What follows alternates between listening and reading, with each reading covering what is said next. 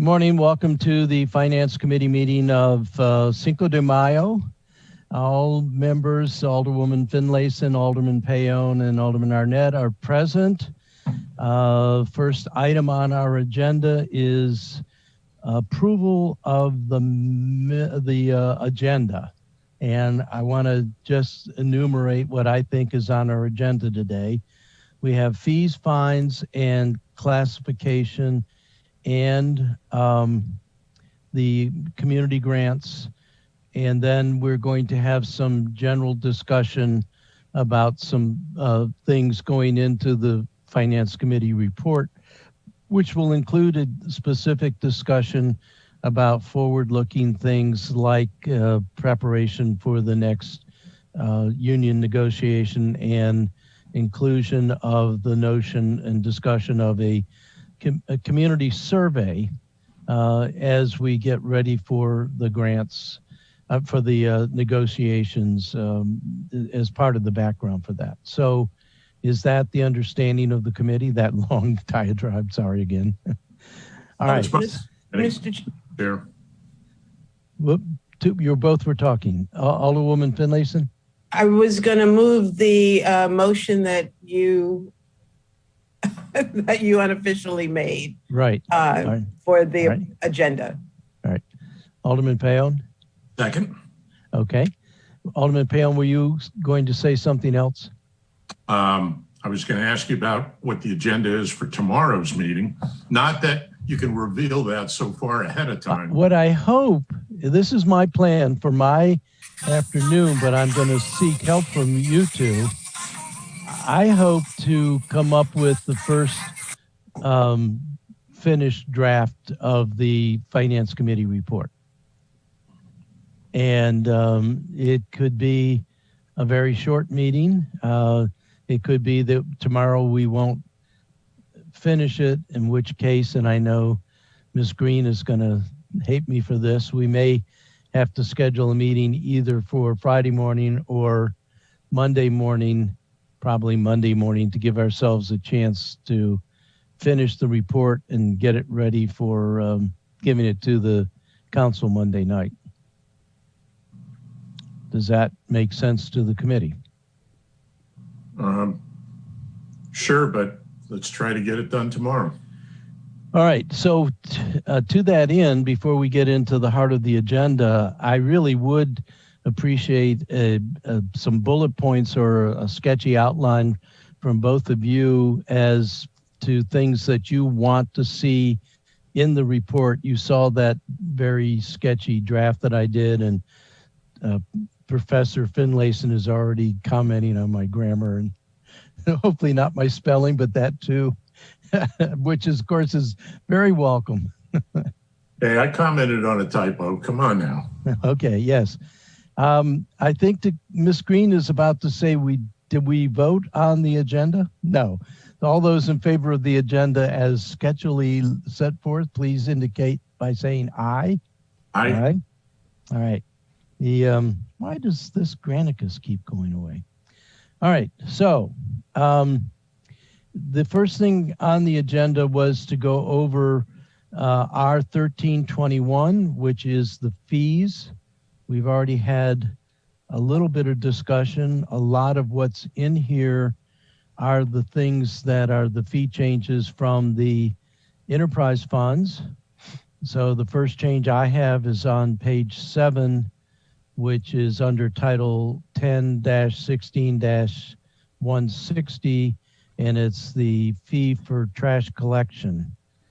That was my observation. I didn't see any other changes previous to that, and we already had a very good exposition on the enterprise fund fees, so unless there's some discussion on that, the next one I have is on page 19, which is under Title 17.10.180B, which is the Watershed Restoration Fund that went from $19 to $19.95. And then the next one is an interesting one. I think it's more a change in verbiage than fees, but it's on page 25 and it's 17.24.180 gas burner permit. I don't know if anybody in the administration has any information there, but it doesn't change a fee.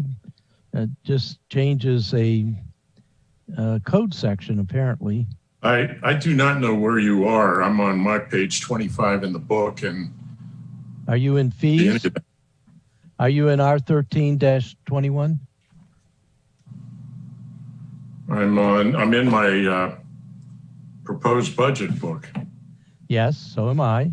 Are Page you in? 25, expenditure detail by department is the heading. No. This is the resolution section for fees and fines.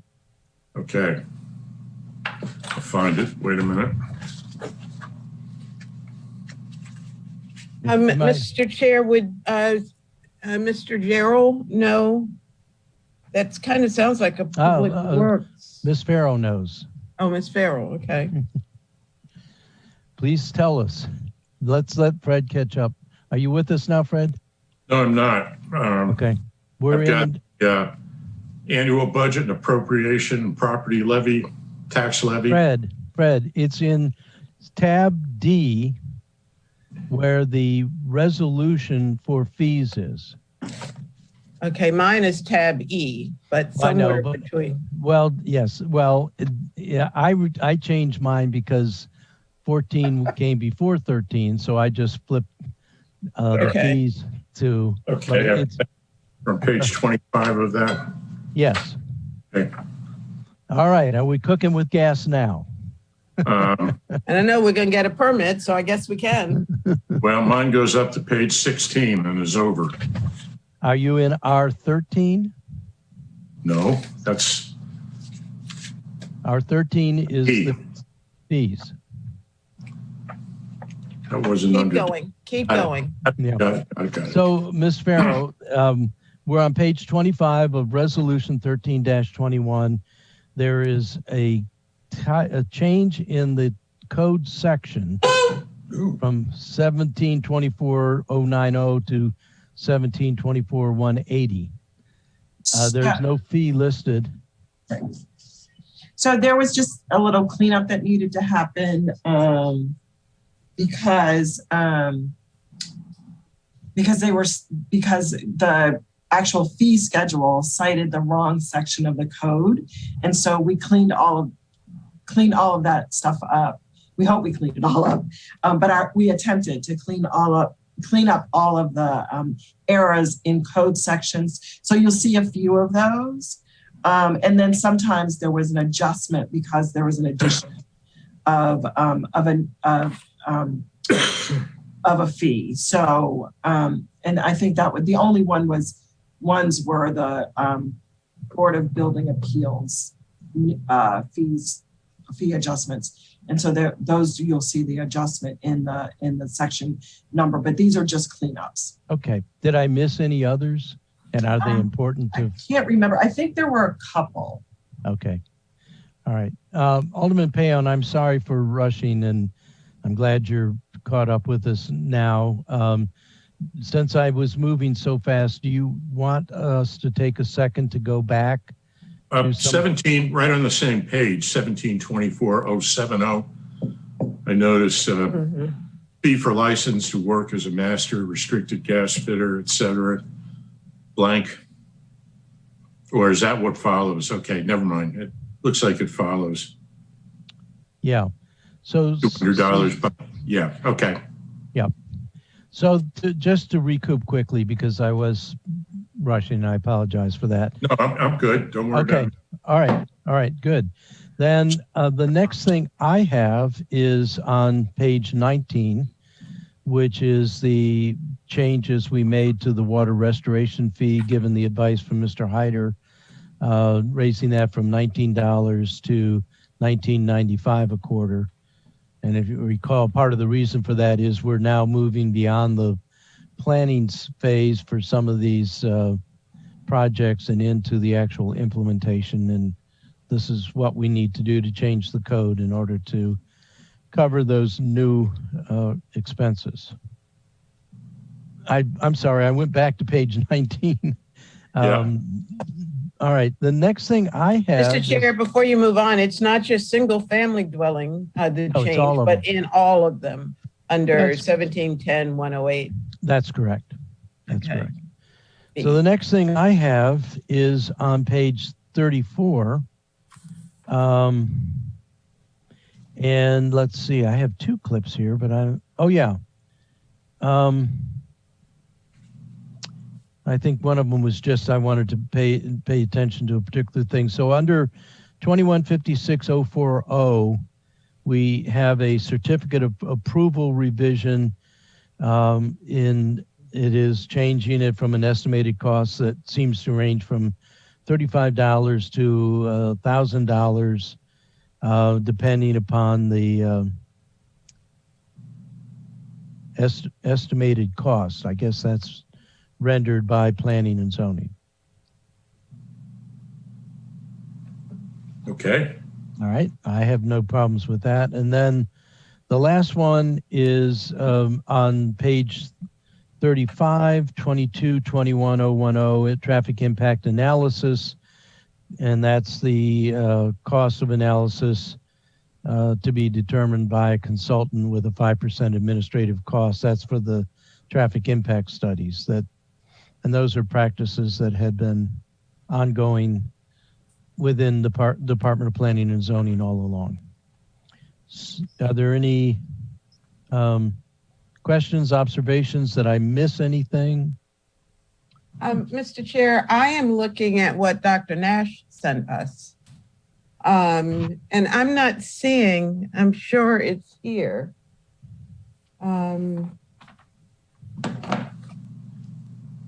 But I'm not seeing changes. For example, help me to find 21.28, single family dwelling and all other variances. There are changes there. 21.28. And I see it at the top, but I don't see it as a change. I don't see it as a change either. That's why I had that clip there, but that is not highlighted. What she sent us says that 225 is changed to 425 for a single family dwelling and all others from 390 to 600. Okay. That's so we need to ask Ms. Dickinson. So it's 225 to what was it, Sheila? 225 to 425. And then 390 to 600. Okay, so you're right. That's not on this version that I'm looking at. And I don't know if she sent any changes after she sent the original fee. So Lynn, do you know if there's another later version of this resolution? So there were a few changes after Sally's and after Dr. Nash's initial recommendations. And we can go back and pull together all of those emails and see if we can put together a list. I know Sally was asking the question yesterday. So she may be working on it. I'm sorry, Director Nash was maybe working on making sure that those additions are added to her list, but they did make it into the legislation. So that's... Well, this is the legislation. Dr. Nash This is the legislation. Right, that's what I'm saying. Nash, Dr. Nash sent this yesterday. Right. Okay. So this should be the most up-to-date additions. Right. Yeah, so I'm not sure which list she sent yesterday. I don't know that I got that email, but I do know she did ask the question yesterday. Were there additions after that list? And I indicated that there were. So I am sending you all what she sent, just in case you don't have it handy.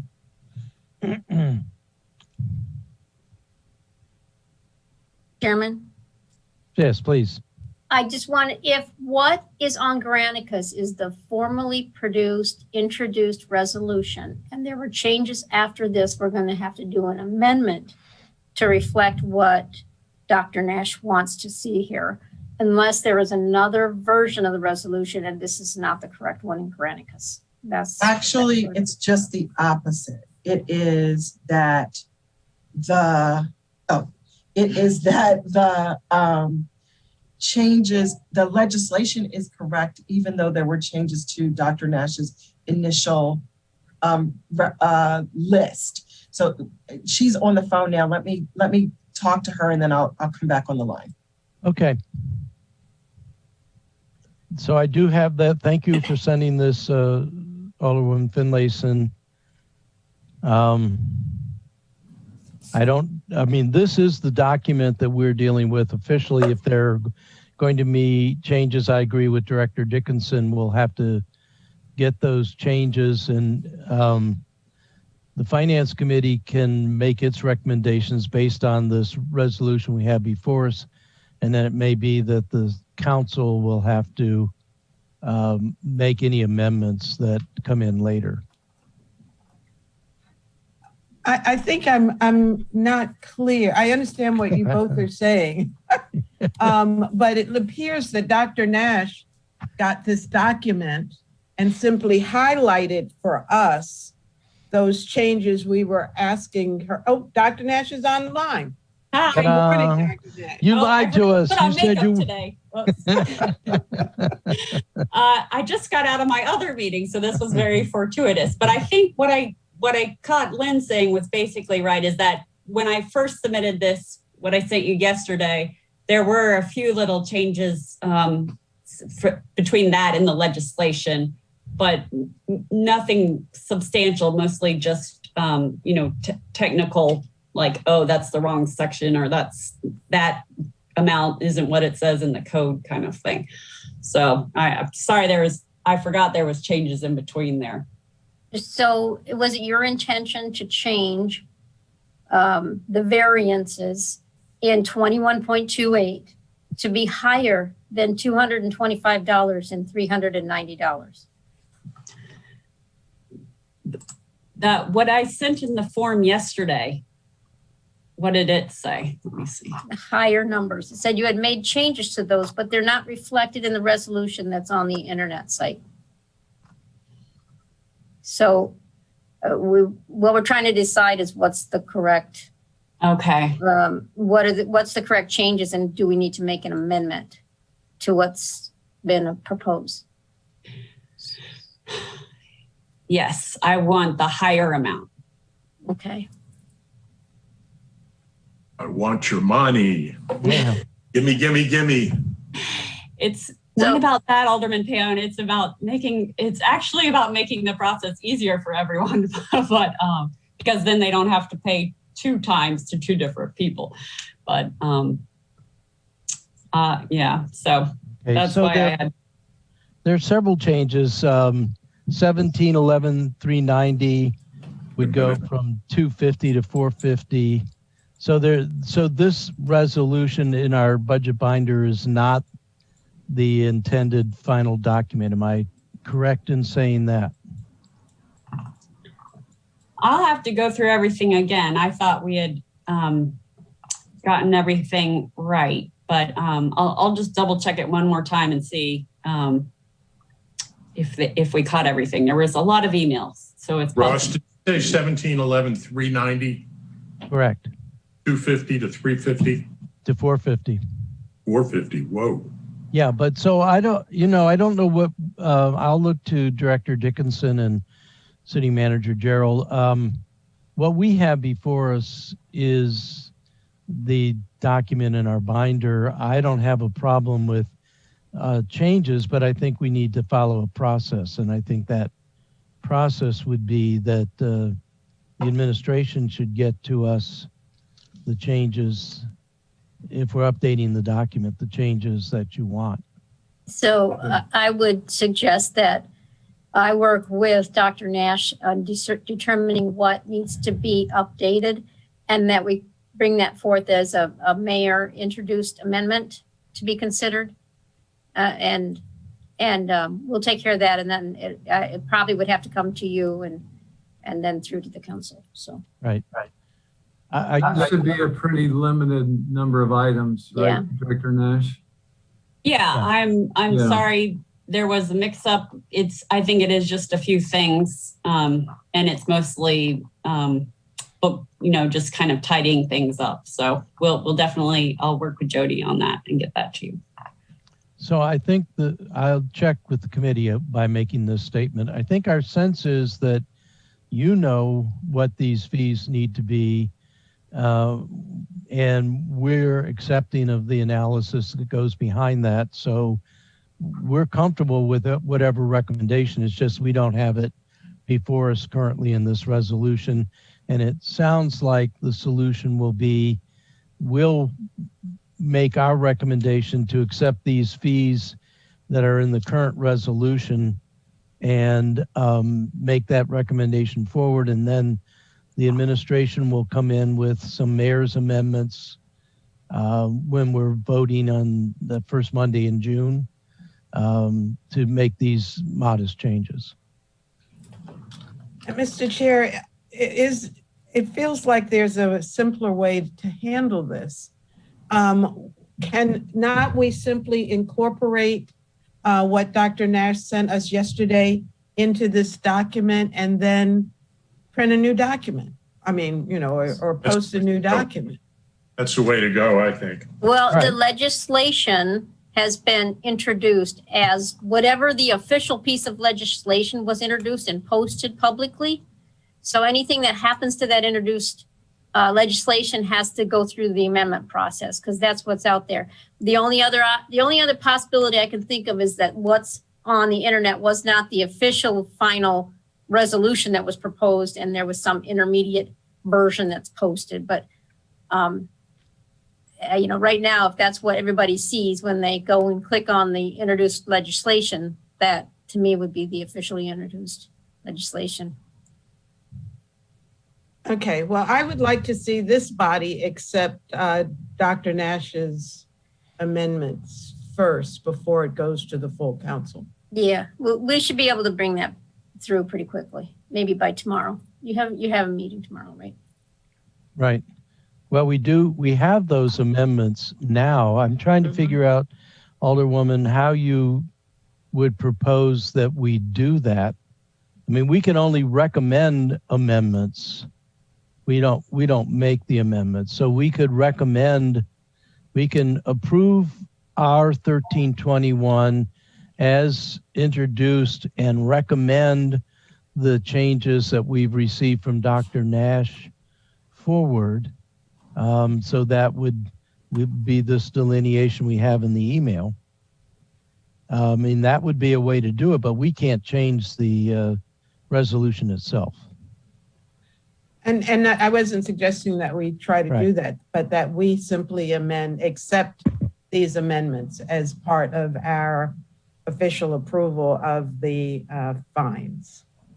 And I mean, it wouldn't take long, I don't think, and correct me, Dr. Nash, for us to simply go through. It's probably 15 items. I mean, and they're all very quick. And I know that sounds like a big number, but it's not that big a deal. I would rather we dispense with it instead of putting it off. I know Jody's or Ms. Dickinson has to do her homework and, make sure the wrong thing isn't posted on the website, but I'd like for us to deal with it if we can. All right, so that would mean flipping back to page 14. I think that's the first one. Am I correct? Changing 1516-040 from 200 to 400? Yes. All right, so that would be Can you start recommended over? amendment. All right. Which page was that? That was page 14, Uh-huh. and it's 1516-040, and it's changing the Port Warden's hearing application from $200 to $400. Okay. Dr. Nash, there weren't any before this, am I correct? All right, thank you. Then we go to 17050, which is on page 16. 17. Whoops, wait a minute. 050100, page 17. Right. And the first one is the same. Which one changes? The first one goes from 100 under permit fees based on the estimated value of the work. Goes from 100 to 150. Right. So that's down the third line from the bottom. Mine is at the top of the page. Okay. And then 301 to 5,000 goes from 125 to 175. And 501 to 10,000 goes to 250 plus 8%. Goes from 150 to 200. Can you go over the last two because you lost me? All right. So on my page 17, but it's under 1705-100, going down to permit fees based on the estimated value of the work. The first category is $500 to $3,000. The fee is currently $100 and it's moving to $150. The next line below that, $3,001 to $5,000. It's currently $125 and it's going to $175. The line below that is going from 150 to 200. Right, I skipped a line. 200. Then we go on mine over to page 18, and the 100,000 to or more goes from 10,000 or more. 10,000 goes to 10,001. 50 plus 8% of the value of the work over 100,000. Again, I've got 10,000. Yeah, I'm sorry. So the 200 actually goes down to 150, but you add in the 0.8%. No, it goes up to 250 Okay. and then plus 8%. All right, and then 1711-390 goes from 250 to 450. 450. Okay. And then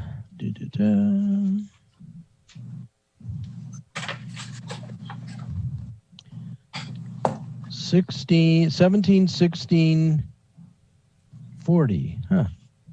Where is that? Right at the bottom of page 19 and then page 20 on my book. 17, 16, 040. Yeah, Yeah. 040. So there's nothing in my table under that. I see. So that's a header. That's a header. 1711-390 is the next one. Right. If you scroll down, you'll see the under 200 amps per service or less. Right. That's where the fees are. But that 17 that row where you see the electrical permit and inspection fees is a header. Mhm. Okay. Page 20 on mine. Yeah, so It's page 21 on mine. But none of these are changing, are they? It's 200 adding. And Dr. Nash, you should speak up here. It's adding $75 for the first 30 kilowatts and $30 for each additional 10 kilowatts. Isn't that what that says? See, I don't see any I don't changes. see that. that's because if it's a new line inserted and the version hasn't been updated, you won't see the new line inserted. Okay. It's not an insert though. The description is there, but there's nothing in the last column. What could you read that again, Sheila? $75 for the first 30 kilowatts. I assume that's what KW is. And $30 for each additional 10 kilowatts. I don't have that. I don't have any reference to a kilowatt on it. Look at what I sent you that Dr. Nash sent us. I am, and I don't see anything yellow highlighted there. It's on page 3, very bottom of the page of what Dr. Nash sent. At least it says page 3. Oh, so but it's page 4 in the. I think we might have skipped. I think we might have skipped one on page 2, which is 1711-390 appeal. Wait a minute, don't confuse us. Okay, Dr. sorry. Nash. Yeah, we did get that one, Sally. Yeah, we Oh, did. you did. I'm sorry. Okay, so I see where Alderwoman Finlayson's looking the very end of page 3 of what I sent. Electrical motors, transformers, Yep. central heat and air. Yep, I have it. Yeah, so Just in my printed in the book. Is that a new line in the schedule? Let me see. Looks like it. I don't know what that means because the description is already there. It's in the So schedule. Where are you seeing the description? In the book on page 21, about 2/3 of the way down. Okay. Electric motors, transformers, central heating. Okay. Yes. And that, you're saying there's supposed to be a fee inside that blank Yes. square? Okay. yeah, there's supposed to be $75 for the first 30. But there's no changes in this section before that. I don't think so. Okay.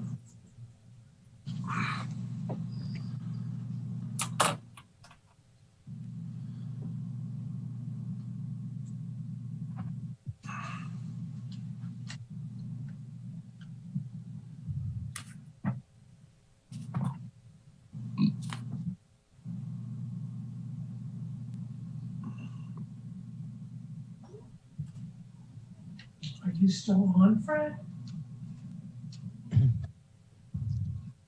Did you? All right. Now I need to put a paper clip on that so I'll know where to find it.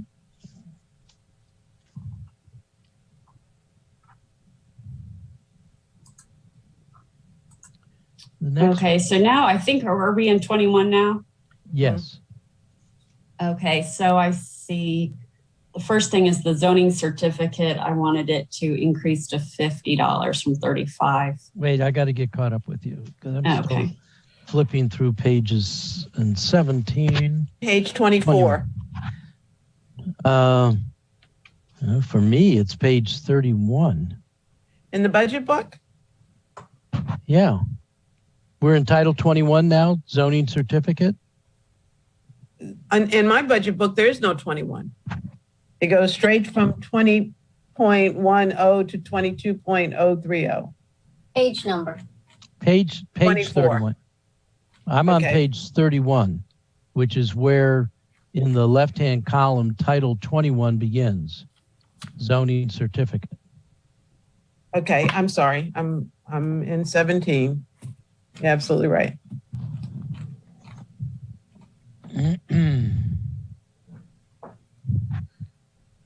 So it's 2120, which is zoning district boundary adjustment goes from 390 to 500. Yes. Okay. I'm running out of paper clips. Okay. 390 to what? 390 to 500.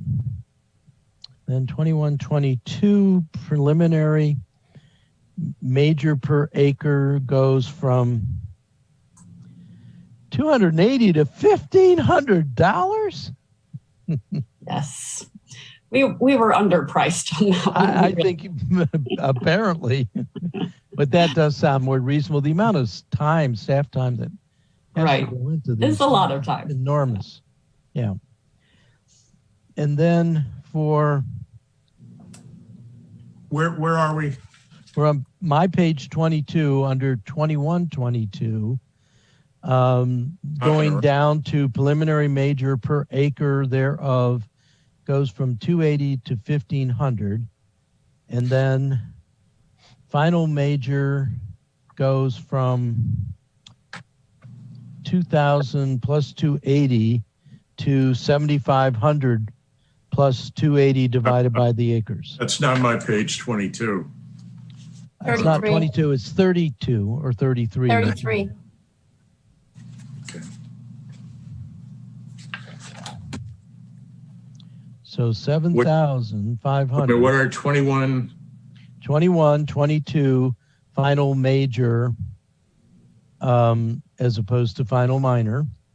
And it's going from 2,000 plus 200 to 7,500 plus 200 divided by acres. And what was the first one that we changed? First one was up under preliminary major, went from $280 to $1,500. Whoa.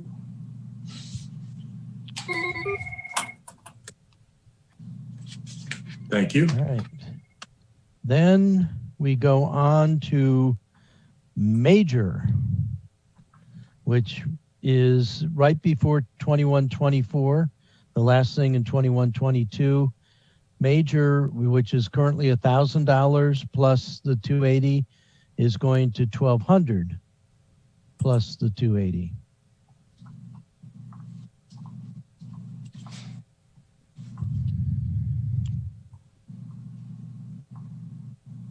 Then in 2124, if we're ready. I didn't think we were allowing buildings over 45 feet. So that the Sometimes. buildings, no. Not very often. I Careful. heard that, Ross. I heard that. Yeah, 1,000 Careful. goes to 1,500. Right, 2,000 goes to 2,500. right. And we go down to planned development. The 1,120 goes to 7,500. Whoa. Yes. Chump change, Fred, is chump change. That was another one where we looked at it as far as the amount of work we do for planned developments. This is for buildings over 45 feet in height. For planned developments. Yeah, for planned development. So these are big developments. These are multiple $1,000,000 developments. So I'm looking at the next one. That seems like hardly any change at all. 11,200 to 11,500. That we just added the cost of the advertising. Okay. Dr. Nash, may I ask if these increases make us comparable with the county? We've looked at that. It's a little hard to tell because their processes are so different from ours, but it's approximately the same is the best we could tell comparing apples to oranges. Okay. Thank you. That begs a discussion for another time, why the processes are so different, but not for the budget. So the next one we have is 2126, which moves from $1,000 to $1,200. And then 2128. So that we caught this one's single. Sorry, what was the last one? 2126 goes from $1,000 to $1,200. Director Dickinson. Dr. Nash, can you send, you copy me on this yesterday when you send these changes to them? Okay, I'll look at that. I think I just sent it to you also. Okay, so I'm thank you, going to stop writing because it's way too many changes. So I can have something to look at with all the changes on it. I'm sending it again just in case. No, I got it. I got it this morning again too. So thank you. All right, so we have the 2128, the two changes. Single family goes from 225 to 425, and other variances goes from 390 to 600. Then in 2130, we go from 250 to 500. I still think you're probably under costing these things, but it's better than was before. Then we go to 2156. And that's our fine change that we discussed for the historic district. 2156. in fines. Yes, That's not in- on a fees. Oh, that's fine. So we're not going to find that here. Right. Right. We're done with all of the fee changes. Yes. All right. So let me see if I can recapitulate, and obviously Director Dickinson will have to make sure we're all caught up. But the Finance Committee is going to recommend approval of our 1321 with the addition of the fee changes recommended by the Director for Planning and Zoning that we just walked through. Yes. Yes, Alderwoman Tierney. Maybe I'm simplifying, but what you went over yesterday that was sent by Director Nash, that piece of paper, that document, can't that just simply be the amendment? There's other things in there that were in fact changed the first time around that are not on. So the your- duplication voids that way. Okay. Yeah. And we are in effect Okay. doing that. We're just marking it out. Sally. Basically, we just need to combine them. Right. Mhm. All right. So I would like to point out that the resolution itself just adopts the fee schedule. And what we're changing here is the fee schedule. That's a part of that's attached to the resolution. So you're not actually changing the resolution. You're just So updating. we don't need to amend it? We're recommending to the City Council from the Finance Committee approval of R 1321 with a set of fee changes that are included in the email from Dr. Nash, and we have gone through and marked them for our own purposes on the pages we just went through. So the motion is to approve R 1321 with the recommended changes from Director of Planning and Zoning. Does that make sense to the committee? Yes. I just want clarification from what Ms. Dickinson said. We don't need to amend it. No, I'm saying what we're doing is we're updating the fee schedule. We don't Right. need to amend the resolution per se. And I would want to make sure the Office of Law tells us that we're doing this correctly. Okay. But you can, you just word it accordingly. You're not updating the resolution, you're updating the fee schedule. Right. Okay. So we're So- approving, we're recommending approval of R 1321 with some fee changes as recommended by the Director of Planning and Zoning. I would make that motion and to say with updates from the Director of Planning and Zoning. Okay? I'll second it for the heck of it. All Thank you, right, now Fred. here's the acid test. All those in favor of the motion signify by saying aye. Aye. Aye. Come on. I hear gurgling. That's not a vote. I'm going to say aye because it's going to end up in the final of whatever we come up with, whether I support it or not. So, Well, but Fred, let's take a second because I do want you to express your view, but comfort level. But these changes, I think, are long overdue. When you look at the amount of staff time that is expended, I don't even think these really are yet at a realistically high level. well, And you I have tell you people what, like- I'm sorry to interrupt you, but I'd like to know a little bit more about what the county is doing. If these are falling right in line with, frankly, with what everybody else is doing, I'm fine with it. These are fees that I have almost no dealings with on a daily, monthly, yearly basis. I'm not a builder. I don't know what this means. I suppose, reluctantly, okay, I'll go along with it, but I'm, as long as they're only going to reimburse for our costs, then I suppose I can justify in my own mind voting for it. So, Okay. So all those in favor of the motion signify by saying aye. Aye. Aye. you're going to rub it in, aren't you? Aye. All right. All right. So, Well, I do want to say thank you so much for taking the time to go through those. It's confusing. Every year we miss something, but so I appreciate that. Thank you. well, thank you for doing the work. And I do firmly believe that, because look at who we're having doing this. It's Tom and Kevin and Cynthia and Jackie. I mean, these are people who are senior level professionals. They earn accordingly. And if you put their hourly rate to the hours they actually spend, I don't think we're anywhere near what it really costs. And I think these are fair costs. It's fair for... We spend a lot of staff time on a lot of these projects, years and years. So And it's not just the developer that runs up the bill. It's us too, the citizens, because we ask a lot of questions and there's a lot of back and forth. So this is what consumes a heck of a lot of current planning staff's time.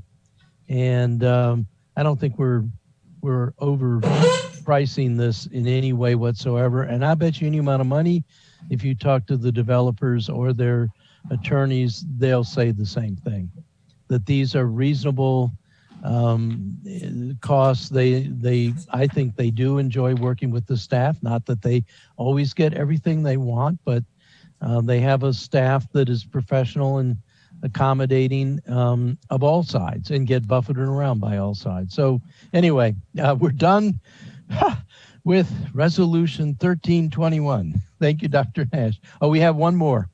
Let's see. Should we do yours, Dr. Nash? It's at the end of R14. Which one is that fine change?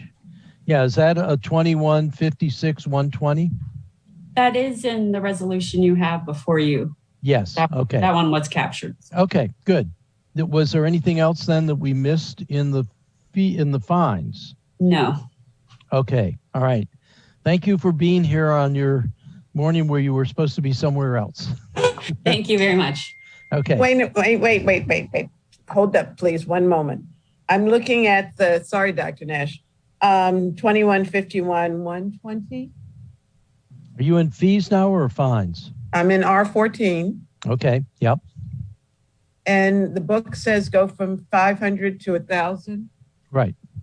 But that's not what's on the sheet, the list that Dr. Nash sent us yesterday.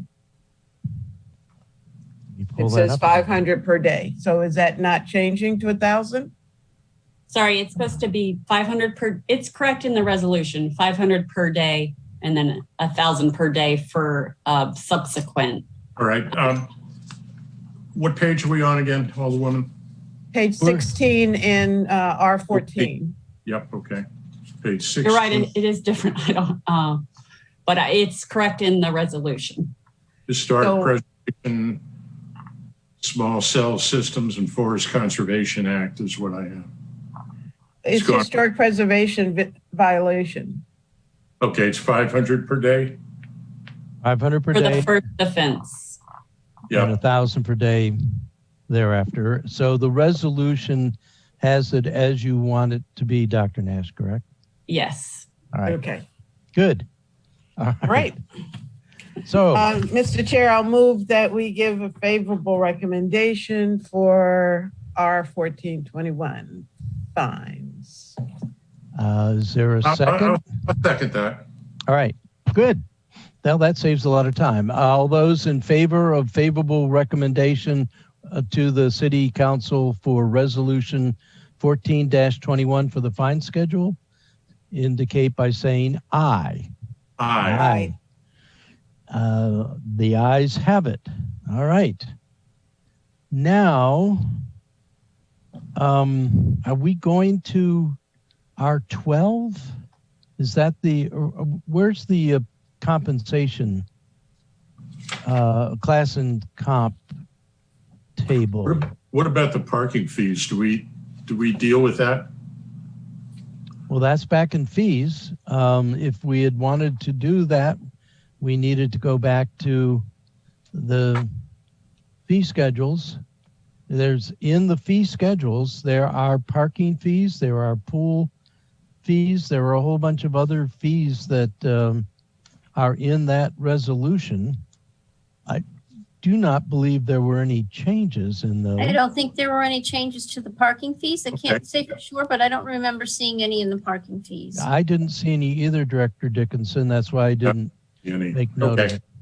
There were only changes to planning and zoning and public works fees. Right. No other department submitted changes for fees. So let me ask, Rex and Parks fees for the pool, and there are no increases in any of the fees for the pool or Pit Moyer or other than for the stand center. I guess my only issue here is I still think there ought to be a bigger difference between resident and non-resident. And I thought we could hike the non-resident up a little bit without driving a lot of people away, but I'm not a professional at setting prices for health spas and gymnasiums, but it just seems that, gee, I pay all these taxes and I pay $290 for an annual fee. But if I didn't pay those taxes and lived half a mile from my house, I'd only pay $40 more. Well, that is an amendment that you can offer that could come from the Finance Committee. We'd have to go back and reopen the vote on fees if you want to do that. Well, I can always make that from the floor, or, I mean, a written amendment and do it that way. I know we try to avoid that, but either your preference. Well, let's do it now then. All right. I think it saves time. So we're going back to fees, and we're going to page 43 in my book. These are full memberships. Yeah. And we're looking at the annual column for all of the columns for residents versus non-residents, but you were yes. focusing specifically on the annual fee for adults, I think were the numbers you were citing. Yes. Alderman Payon, I guess I would have just a little angst. I remember back when Mr. Woodward was the head of Parks and Recs, and he had come up with a whole new fee schedule, and we talked about the differential between residential and non-residential, and he made a strong argument for the rationale behind him setting those rates. And then Miss Woodward, Leanne Plummer, when we were fiddling around with this, also made a strong argument. So I guess I would raise the question, do we want to do this without having the director here? Yeah, okay. I tell you what, for today, enough. Right.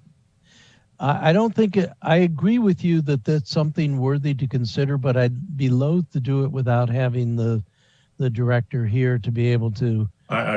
Look, I was thinking the same thing. Yeah. All right. Okay.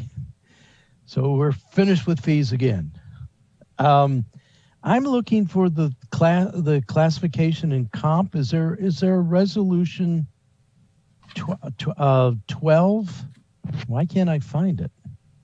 It was not included in your budget finder. Yeah.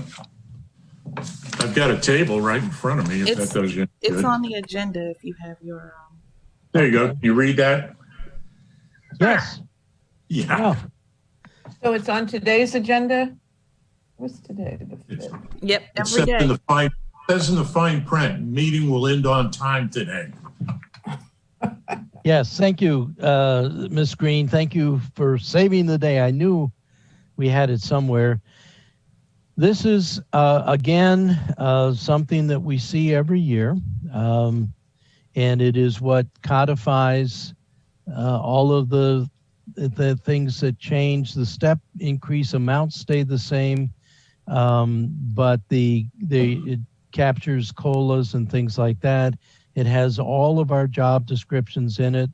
You can see in here there's some blue lines in our attachment. First one being social work Care Coordinator, which is at an A10.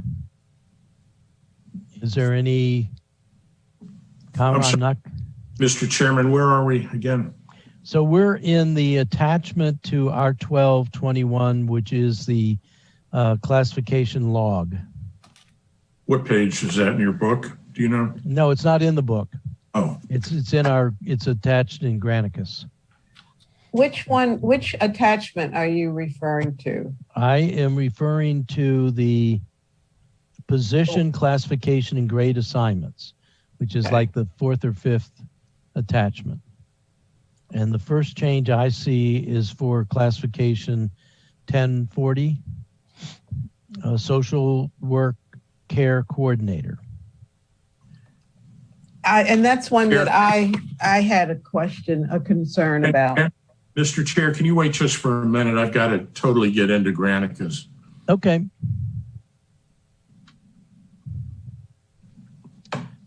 I thought you might, Alderwoman.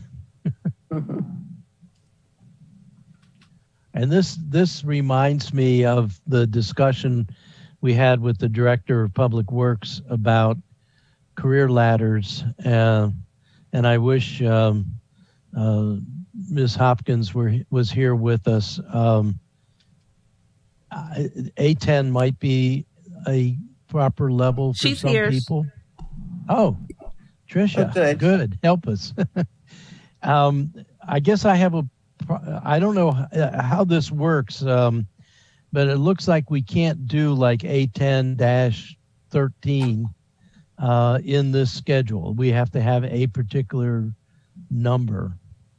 And I don't really know what A10 equates to in dollars, but I'm a big fan of career ladders and a range, but can you help us think this through? Are you caught up with us, Fred? Mr. Chair, I'm going to have to fly blind because my Granicus starts at 5/10/21. 510. I don't really know why. I've never had that happen. 510 hasn't come yet. Today is 5/5. No, that's what I'm saying. I don't. Change your drop down from next week to this week. No, it doesn't go farther than that. Sorry, Ms. Hopkins. I am here. Just wanted Yes, to know. we see you. Okay. So have you asked a question or may I? Please go ahead, yes. My question has to do with the position 1040 social work care coordinator. And it's given a class of A10. For a grade assignment? Yes. Which to me, for someone that we're bringing in with a master's degree, professional certification, and with the expectation that there's going to be expanded responsibility and authority under that position, that seems awfully low. Yeah, so I can take another look at that. You know, this is a position that has, when it was first created as a contractual position, was kind of in an infancy. And there was a job description that was created for that. So I can honestly go back and take another look at that, look at what are the comparables more contemporary now. There's more information that's been recently released from when this was approved by the Civil Service Board. And I'm happy to go back and do that. I coordinated before with Lynn Farrow, and I can do that again. If the city manager would like me to proceed with that, I think that's a reasonable approach at this point. I would note that the A10 goes from 50,000 something, 50,665 up to 85,408. So within that classification, there is a range of salaries by step.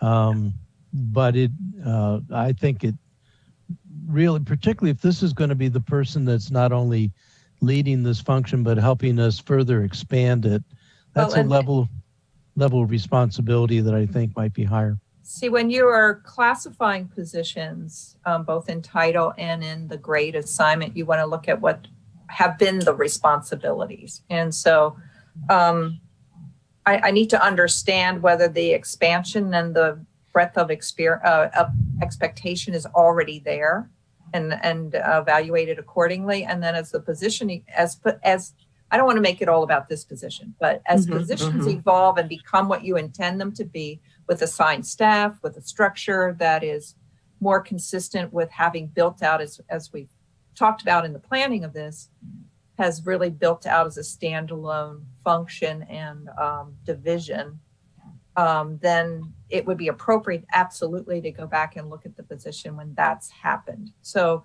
we just need to talk internally about the wider plan here and whether we're close enough now or whether it's something that from a future perspective, we go back and assume that. And then David just raised his hand. Yeah.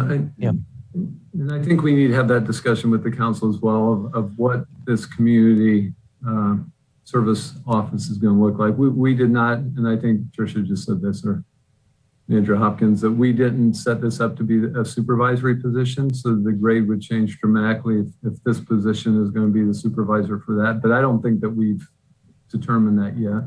And I think Alderman Gay mentioned this the other day, that I think there's a lot of conversation that need to be had with the council of what that's going to ultimately look like. And it doesn't have to look like that next year, but I think we want to grow it. We want to look at a lot of the functions that are in the mayor's office right now, a lot of the good things that we're doing. And I think Ms. Smith correctly said that nobody was doing that before, but that was kind of the vision of what community service would do. So we may want to look at the transition of that function over to community service as well, which is where it really belongs. So we really need to have a discussion with the council of what we want this sort of infant organization to look like when it grows up. Mr. Gerald, we've been working on this for well over a year now. So when are we going to have this discussion? Because my expectation was that by this new budget, we would have a better grasp and be able to staff that department. So if we're not ready, then I would like a definite date when we're going to have this discussion. If not, we're going to continue to flounder like we are right now. And that's how I feel. You know, where that department sits right now has to be part of the discussion. I'll get you, Fred. You know, I'm sorry, Fred, but I hadn't finished my question. And I was going to ask Mr. Gerald to weigh in. But I would like for us to make some definite decisions at the council level as to what this is going to look like, and sooner rather than later.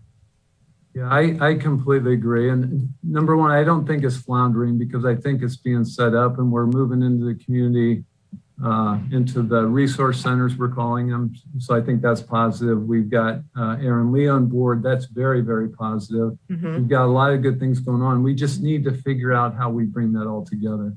Unfortunately, as you know, we have a lot going on right now. Yeah, I think so. I mean, we're having council work sessions almost every week because or at least it feels that way because we have so much going on with the peace legislation and the budget. But we need to have that discussion. So I will schedule it. I mean, we'll look at June when the budget's behind us. But yeah, we need to have that conversation and figure out how we bring all these pieces together. Right. And I'm good with June. I know that we are, Yeah. I'm better with July. I need a break. Alderman Payon and then Alderman Arnett. I love council meetings and any other kind of meeting we have. Yeah. I second what the city manager said about the position. We need a serious discussion about what is in the job description or what her duties should be. As I recall, this is a young lady who told me with a straight face that they're not, I asked her a question, which I really didn't expect she could answer, but I look at how somebody handles it typically when I ask a question like that and what further things they can tell me that maybe nobody has asked. I asked her about statistics. I asked her about how many crimes has have your services prevented? Well, she can't answer that. I know that, but it was her cue to go on about what she does and this and that. And she, with a straight face, said, "Oh, we don't keep statistics about that." Well, that's why we hired her. Alderman, I think you're confusing the social worker with someone else. Yes. I don't really think so, because Yeah, if I could just, please. add. I think you are. So the person that said that was Laura Gutierrez, because she handles that wellness group that does the outreach to the Hispanic. So we're talking about Erin Lee now. She didn't make a statement like that. I think it was Laura during one of the council work sessions. Well, that is, my comments do not reflect my feelings about how she does her job or how well she does it. It's not that, but it just occurred to me that we've got some fundamental differences here. We've hired a slew of people, pursuant to trying to reduce crime in the community by things other than beating heads and making arrests and doing strictly police functions. Not that beating heads is a police function, but getting away from the average everyday police functions and trying to handle it in a different way. And if anybody in that whole chain tells me that statistics aren't important or they're not keeping it, hey, it gets my attention, because this is all about reducing crime and helping people that are in the community. Well, if you're helping people in the community, that's fine, but we're not a social services department. Yes, if we you are. using that to reduce crime, that's different.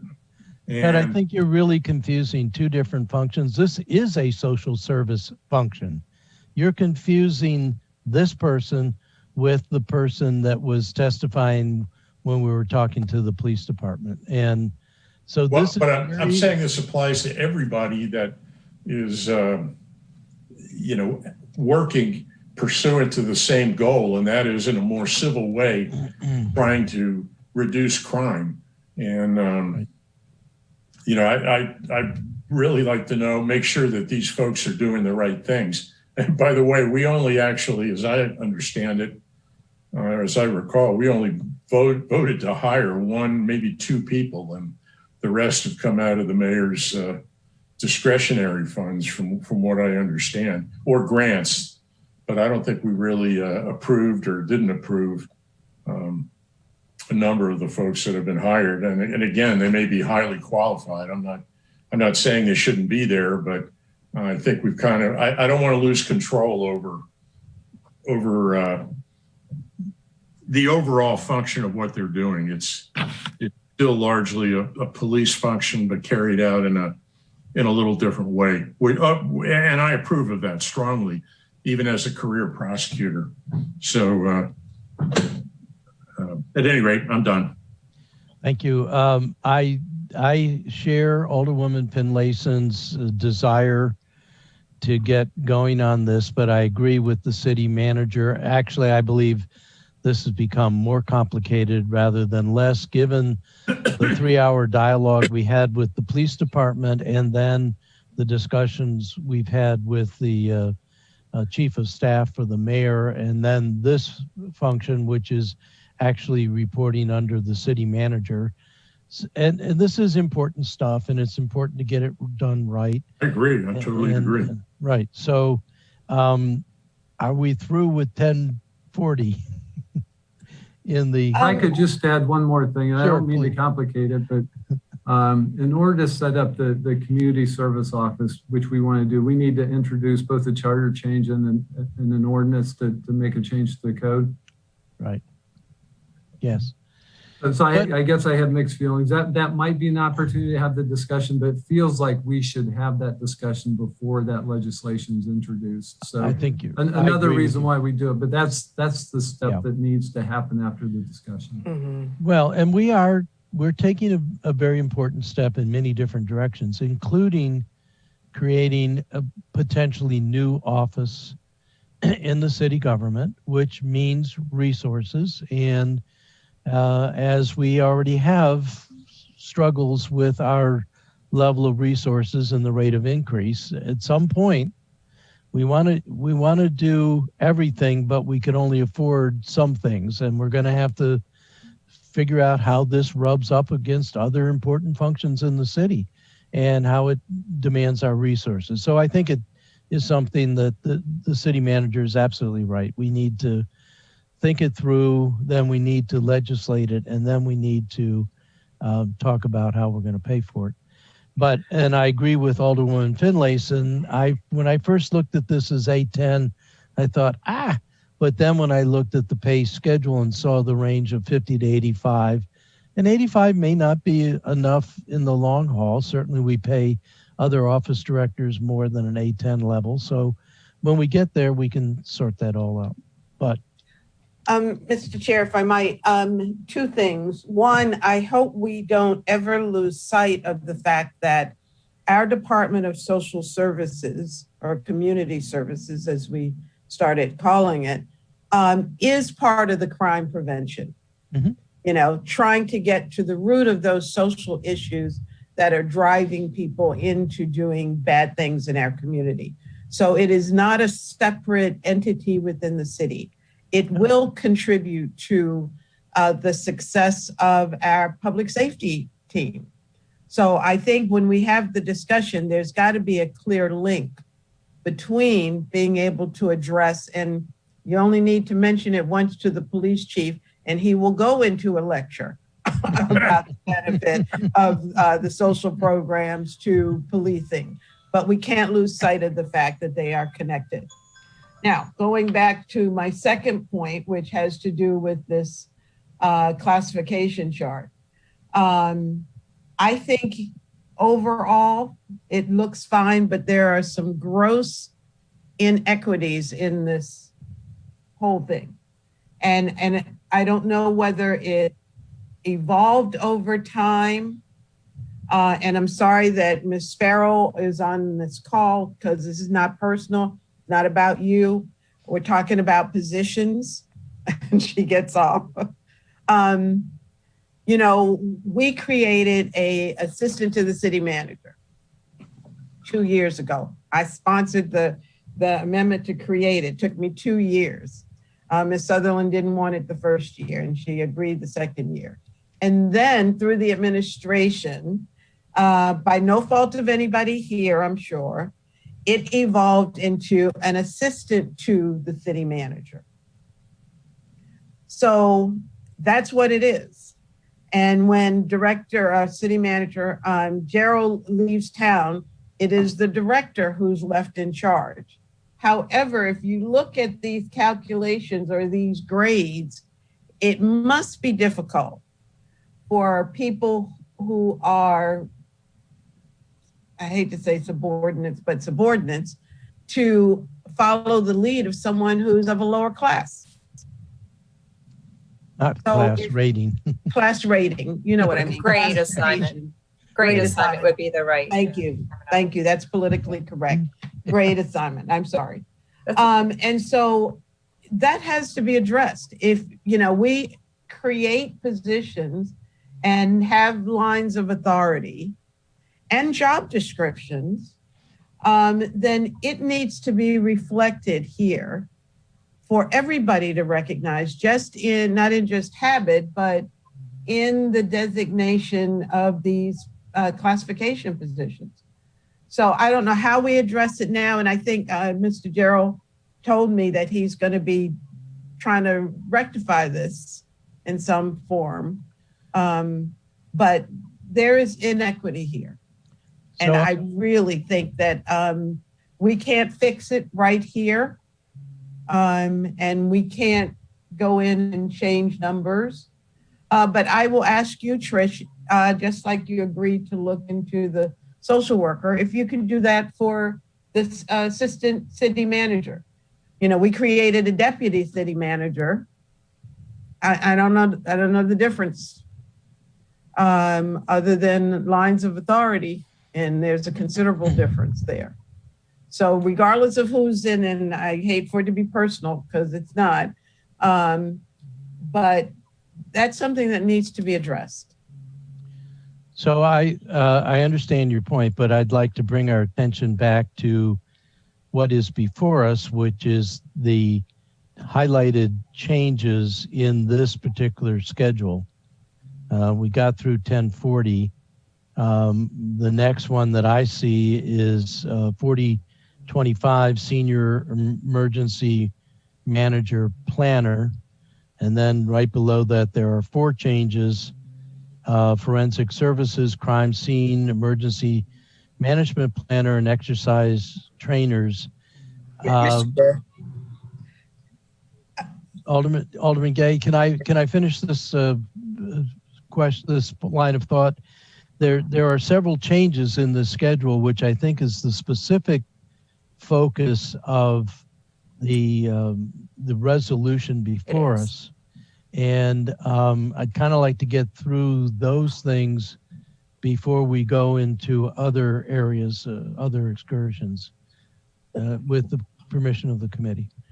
Mr. Chair, I take exception to the fact that we can only address what's highlighted in blue. I'm not saying that. I'm saying Okay, I let's thought do that's that what first. I heard you say. No.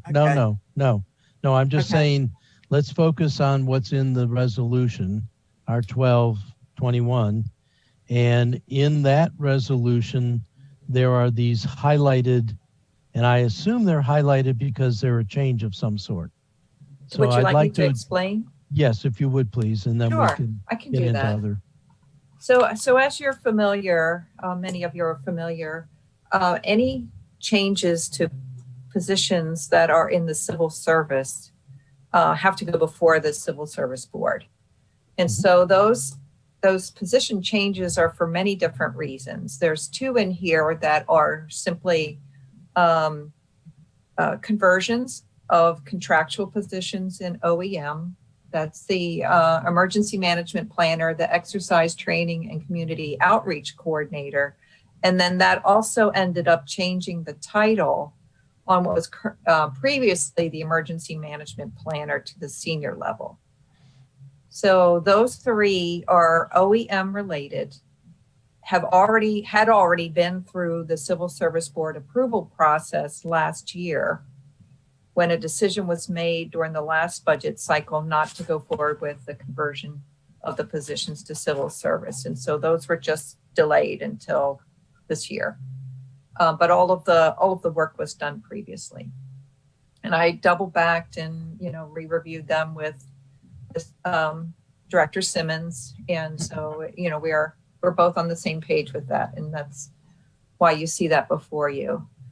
The crime scene investigator. So can we stop there, please? So these are people who are currently contract employees, and this is creating two of the 3 are, yes. Right. So which ones are we talking about specifically?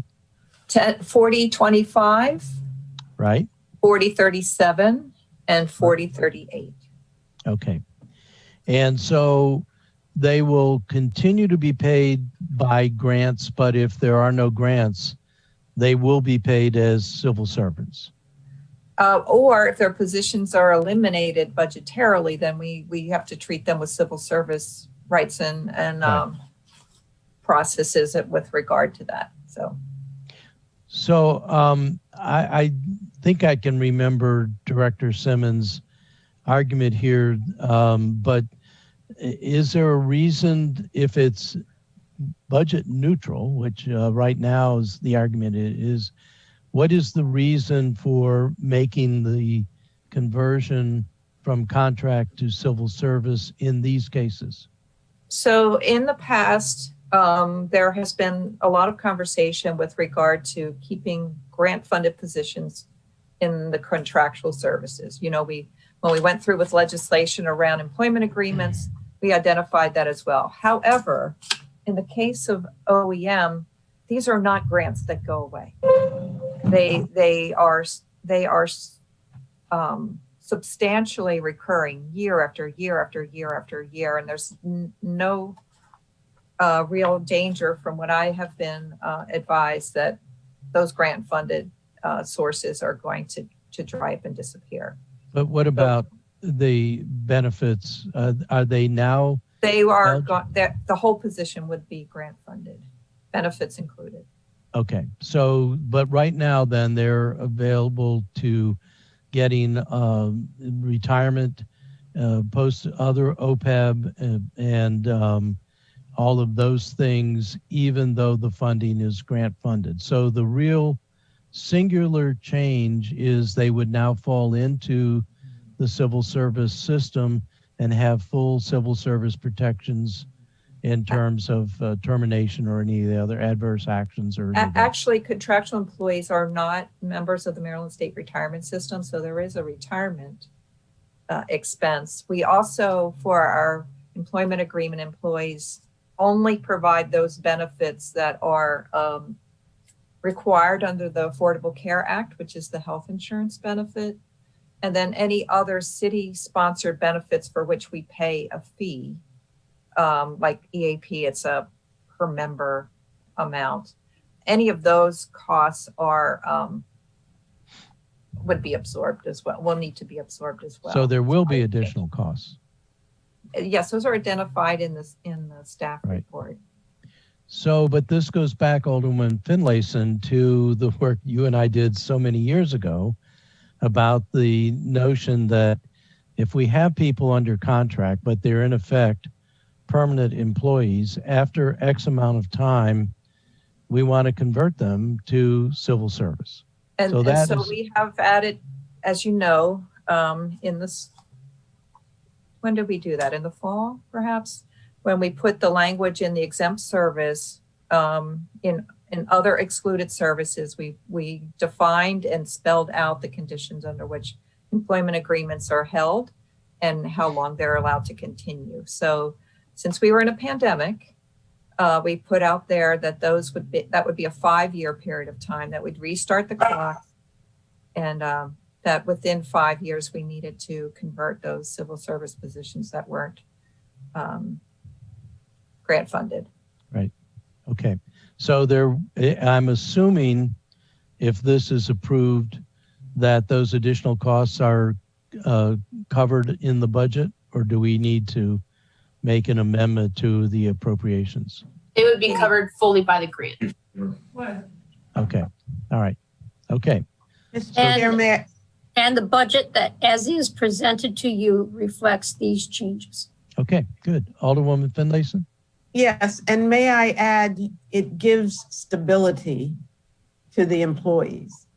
I can count probably 5 planners from that department who have been hired away from us because they were on contract, and they've all gone on to bigger and better things, and I would not behold them that.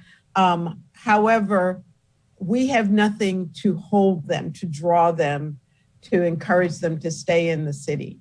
And so everyone else, it's like we're the training ground.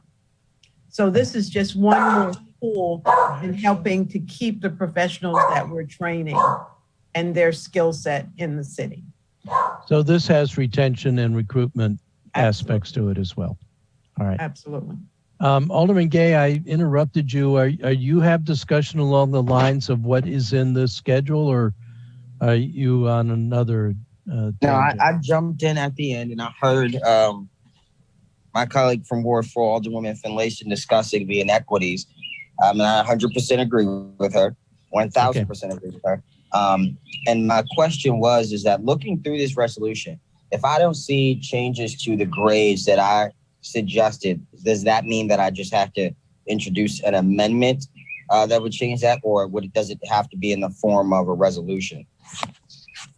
I'm not sure I know the answer to that, but I would ask you to hold that in abeyance until we get through the actual blue line stuff in front of us, and then we can venture into that realm, if that's okay with you.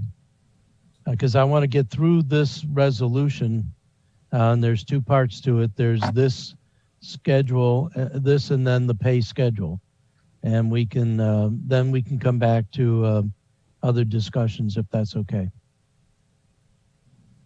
So, Ms. Hopkins, we've gone through 425, 420, 437, and 438. There's 2 others here: forensic and crime These are two police department Yes, they administrative? are. They're in the forensics unit. They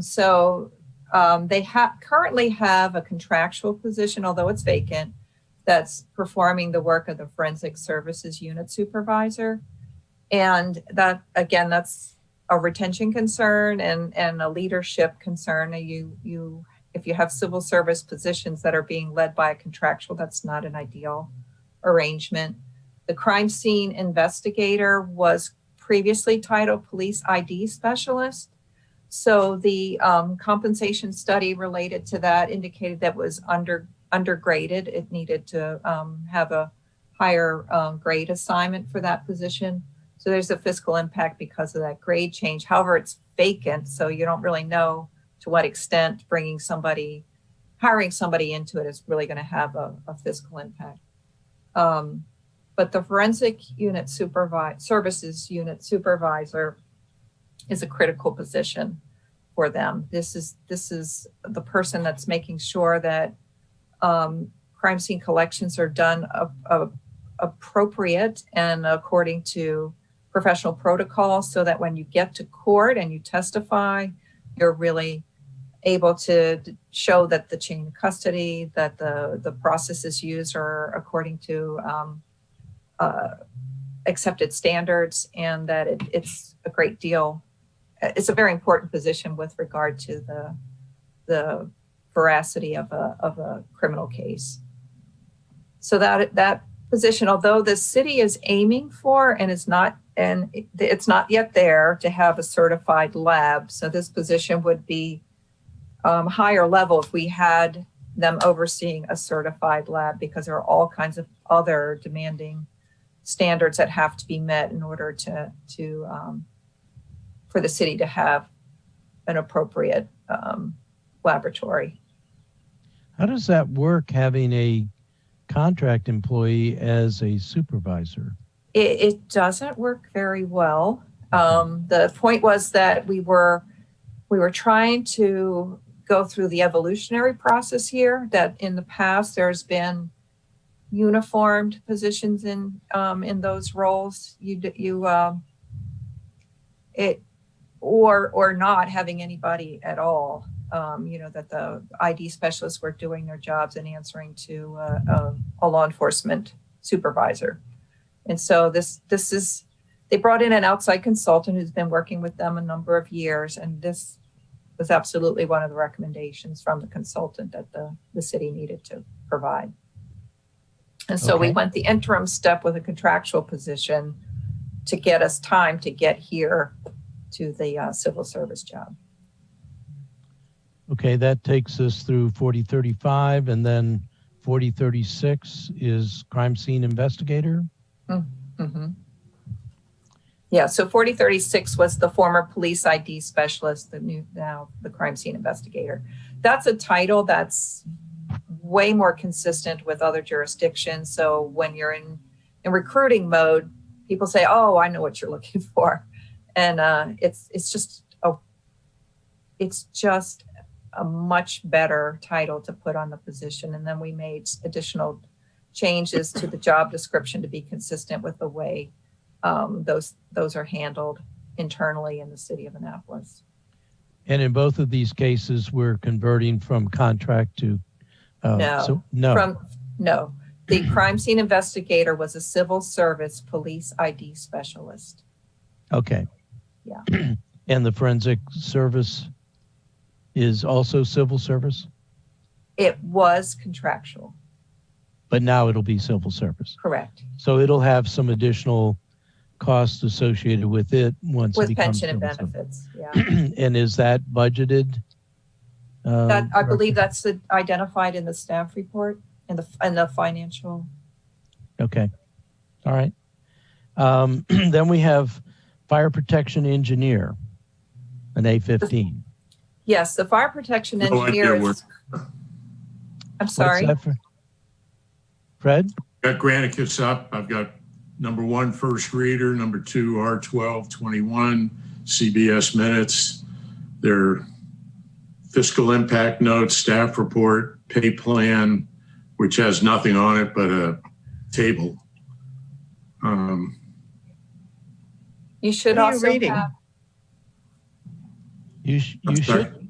You should see an attachment that is called position classification and grade assignments. Got that. that's what we're looking at. That's right what now. we're Just looking a table. I mean, No, it okay. should be a list of positions. Yeah. Yeah, Right. that's it. That's what we're talking about. Okay.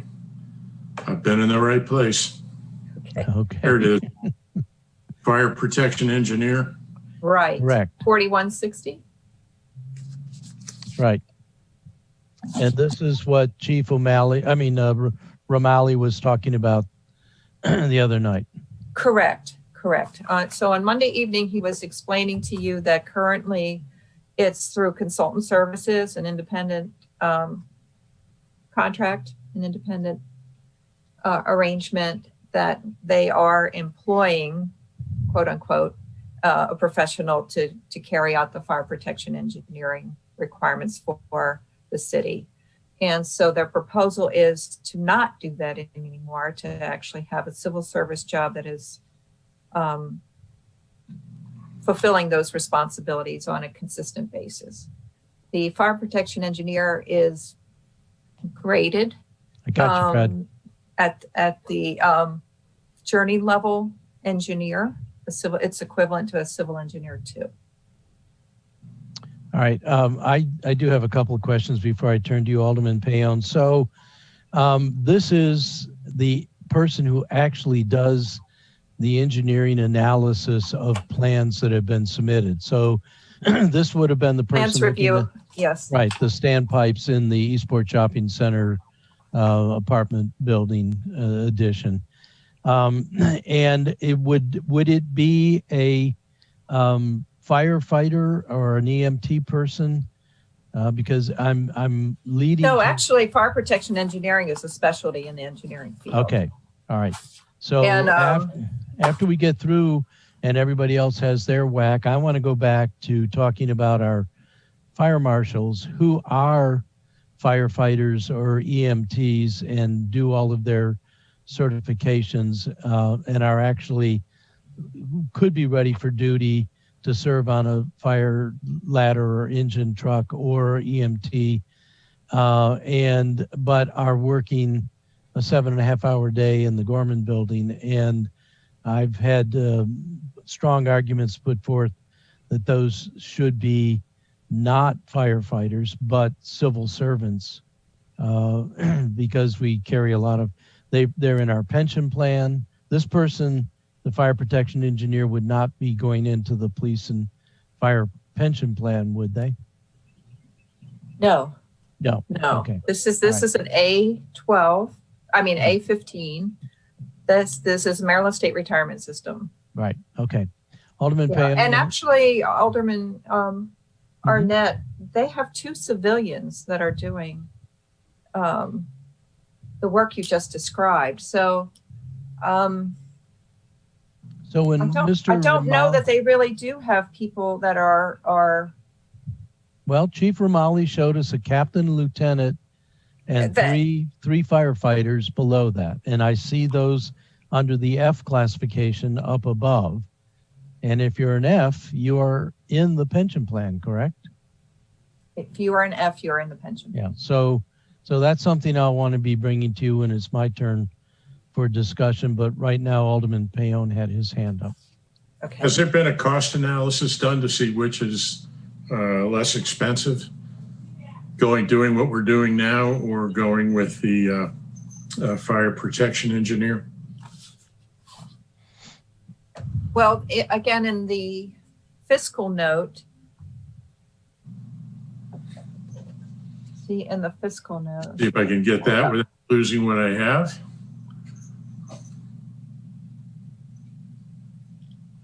And it doesn't, wait a minute, maybe I can. So the fire department, in my experience, is always very good at financially verifying and justifying the source of funding. And so it says it converts the contractor arrangement to a full-time fire protection engineer This position will be an A15. The fire department is eliminating a vacant firefighter 3, which is an F13, to cover the cost of the civil service position, and there is no net fiscal impact. Okay. All right. Well, that's a pretty good answer. Thank you. You're welcome.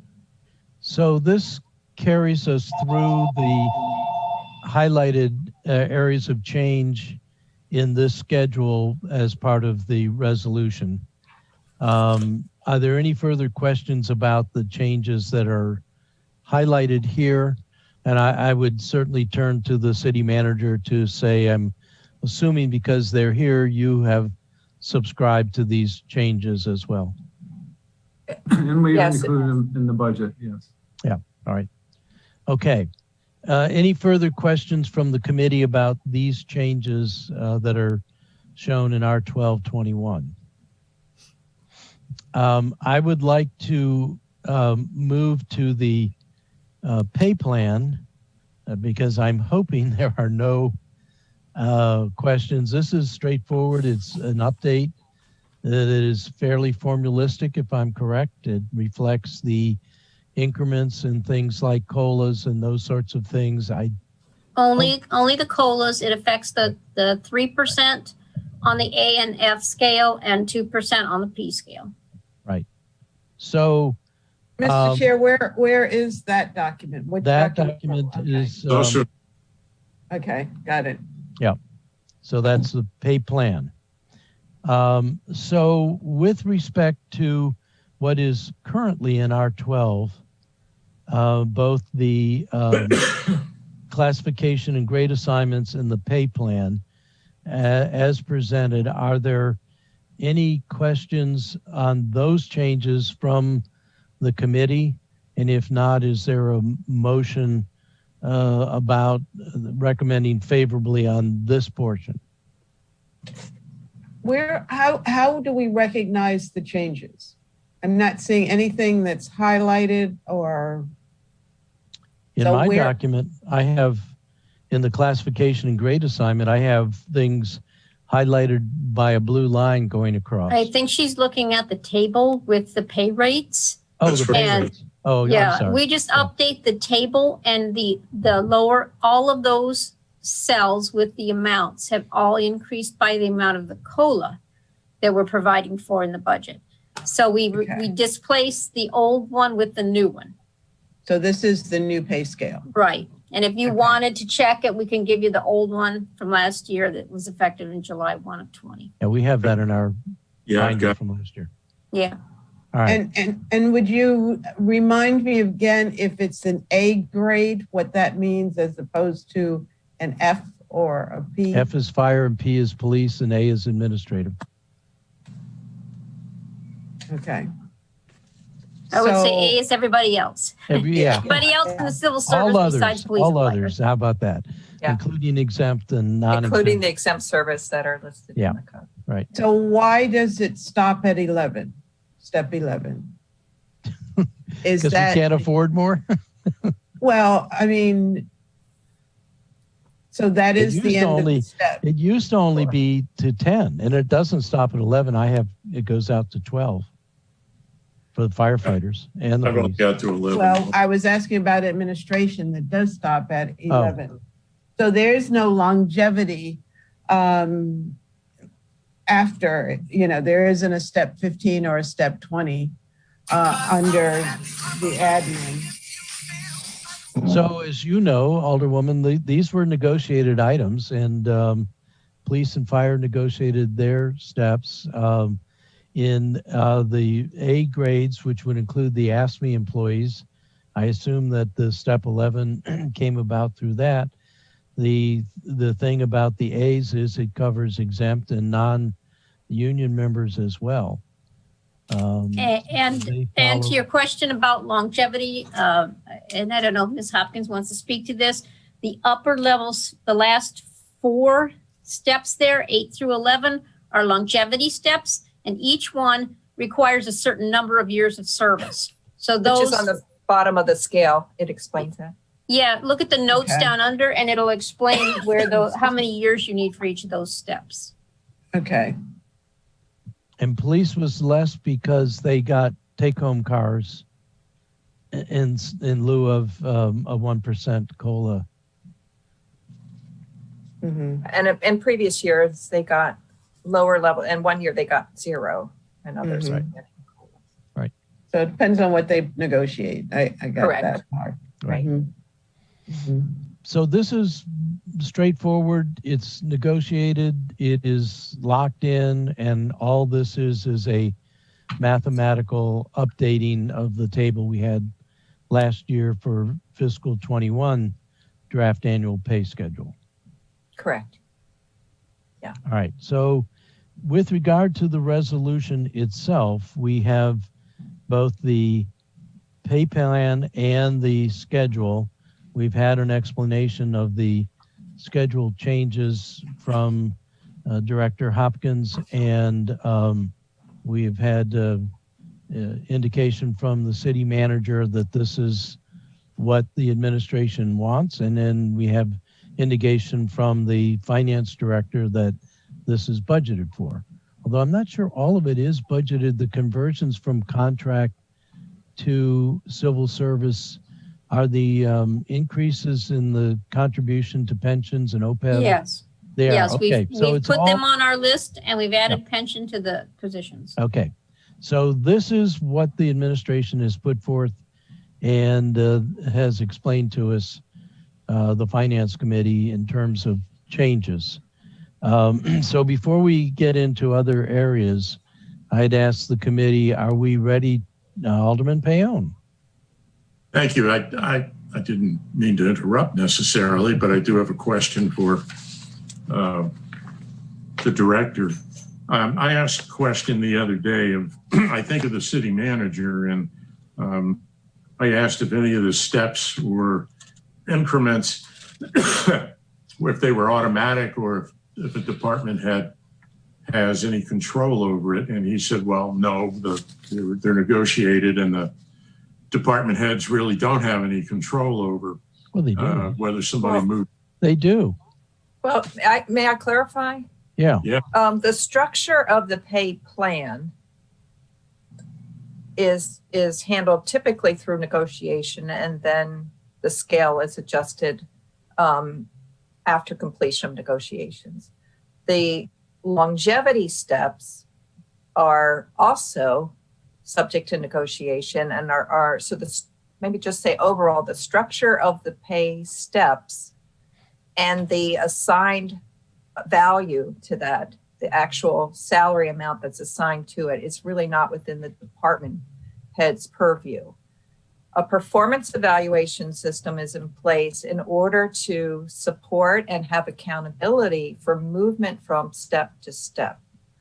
The longevity steps are longevity related, but your merit steps, moving from step one to a step 2 to a 3 to a 4, up to step 8, Okay. is based on exceeding expectations on their performance evaluation. So the HR division will not move anybody unless we have a performance review. And when we have a performance review, we will, to the date it was effective, provide that individual a step increase as long as the performance evaluation indicates that they exceeded expectations. Okay. The problem I have is I thought I was looking at the longevity steps, and apparently I'm looking at the performance steps. So at the end of which they're subject to review and performance review and all of that. So obviously these are the performance steps I'm looking at. Thank you. It's both. Yeah. Well, it's only one table. Yeah, but it includes performance steps and longevity steps.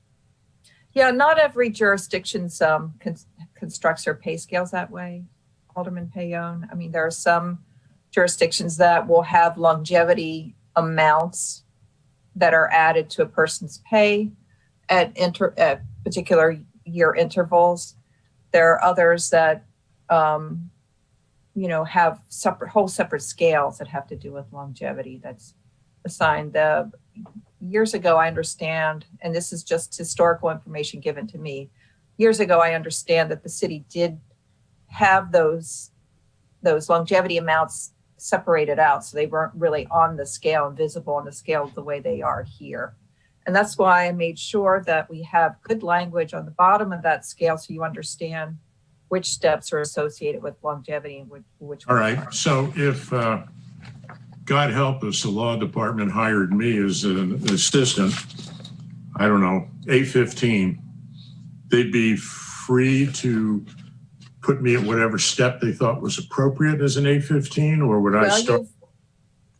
Considering that position is in the exempt service rather than the civil service, absolutely. Anybody that's hired above step 1, they have to justify that request to me in order to hire them within the range. And as you may or may not know, that which is I agree with is an appropriate thing to do. We can't use past salary as a comparison. We look at what skills, what experience that person brings to bear, and use that to determine whether the salary offer is appropriate for the individual who's being offered the position.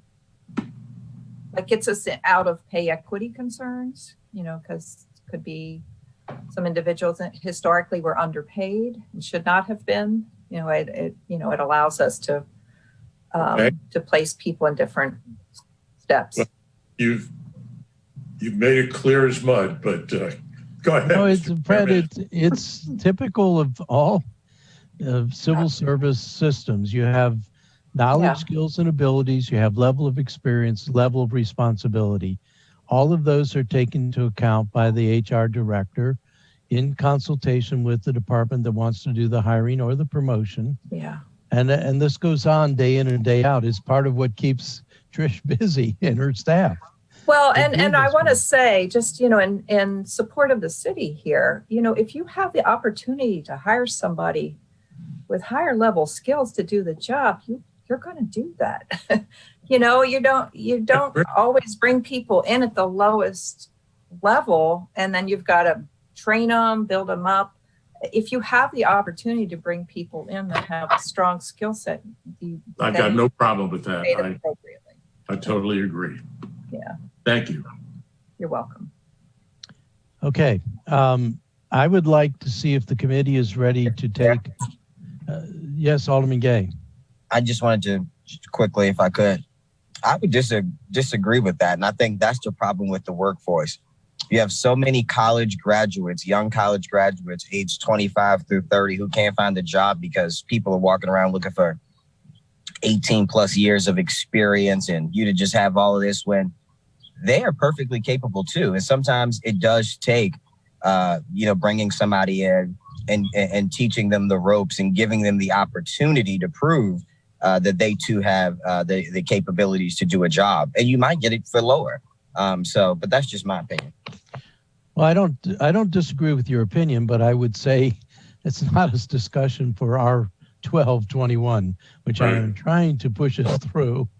We can get into these other issues, which I would suggest are not issues for the budget per se, or if they are, they're issues for individual amendments to the budget, along with the traditional bringing along a source of revenue or a cut elsewhere to make those sorts of changes. So I am mindful of the time. I'm mindful we have another important thing on our agenda.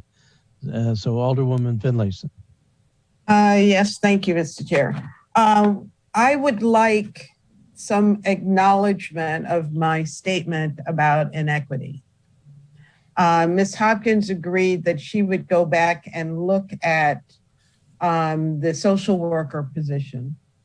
Mm-hmm. I would request that the same thing be done with the assistant city manager position. And I would like for that to be part of our official report. Okay, that's fine. Official report is what we're going to get to right after we finish this meeting. So that's fine. I don't have a problem with that, but I think Ms. Hopkins has already indicated, at least on the social service position, and it's up to you and David Gerald to talk about the position for the assistant city manager as well. But I want to offer to you that I have 2 members for the Civil Service Board right now. You should have another nominee coming before you soon, and would encourage that to happen as quickly as possible so we can get on to the work that's necessary. They are a very necessary step in all this as part of the code. And I know that often things get referred to committee, and I just need to state that urgency. And as it happens, it's Alderwoman Finlayson's committee. It's my committee. Doesn't that come to rules? Oh yeah, it does. Yeah. Do we have a compensation committee at all? Or is there such a thing in the city? No. Would that be an interim to the That's Civil someone Service we do Board? the periodic class and comp studies. Well, what you need to see is that under the city code, the let's see how it's worded. It's under the duties assigned to the human resources manager. Let's see, it is, pay plan is 3.12.070. And it says the human resources manager is responsible for the preparation and maintenance of the pay plan, which is the compensation. So it says each job description in the civil service system is placed in a pay grade, which offers a range of pay commensurate with the duties and responsibilities enumerated in the job description. And then the pay plan is subject to adoption by the city council by a resolution. So those are the steps. I mean, Okay. Honestly, as one human being who has a lot of other responsibilities, that's a lot to expect, but that is the legal role that I have under the code. Well, and that's why I raised the issue of a compensation committee that may be able to assume some of that responsibility as far as making recommendations to the civil service. Well, and that was the concept too, in hiring an outside consulting firm in order to take that work and perform it. My challenge is that, it's never as easy as turning the work over to an outside group and get the product and understand the information on a level that because this went before that group. This is the result of that work that was done, I don't know, maybe 5 years ago now. And here we are, still feeling like, this doesn't quite fit, that doesn't quite fit, And the other part of it is that technology changes, our programmatic focuses change, our expectations of our workforce change. There are real differences that happen over time that to keep ahead of this would be really challenging to do on a good day.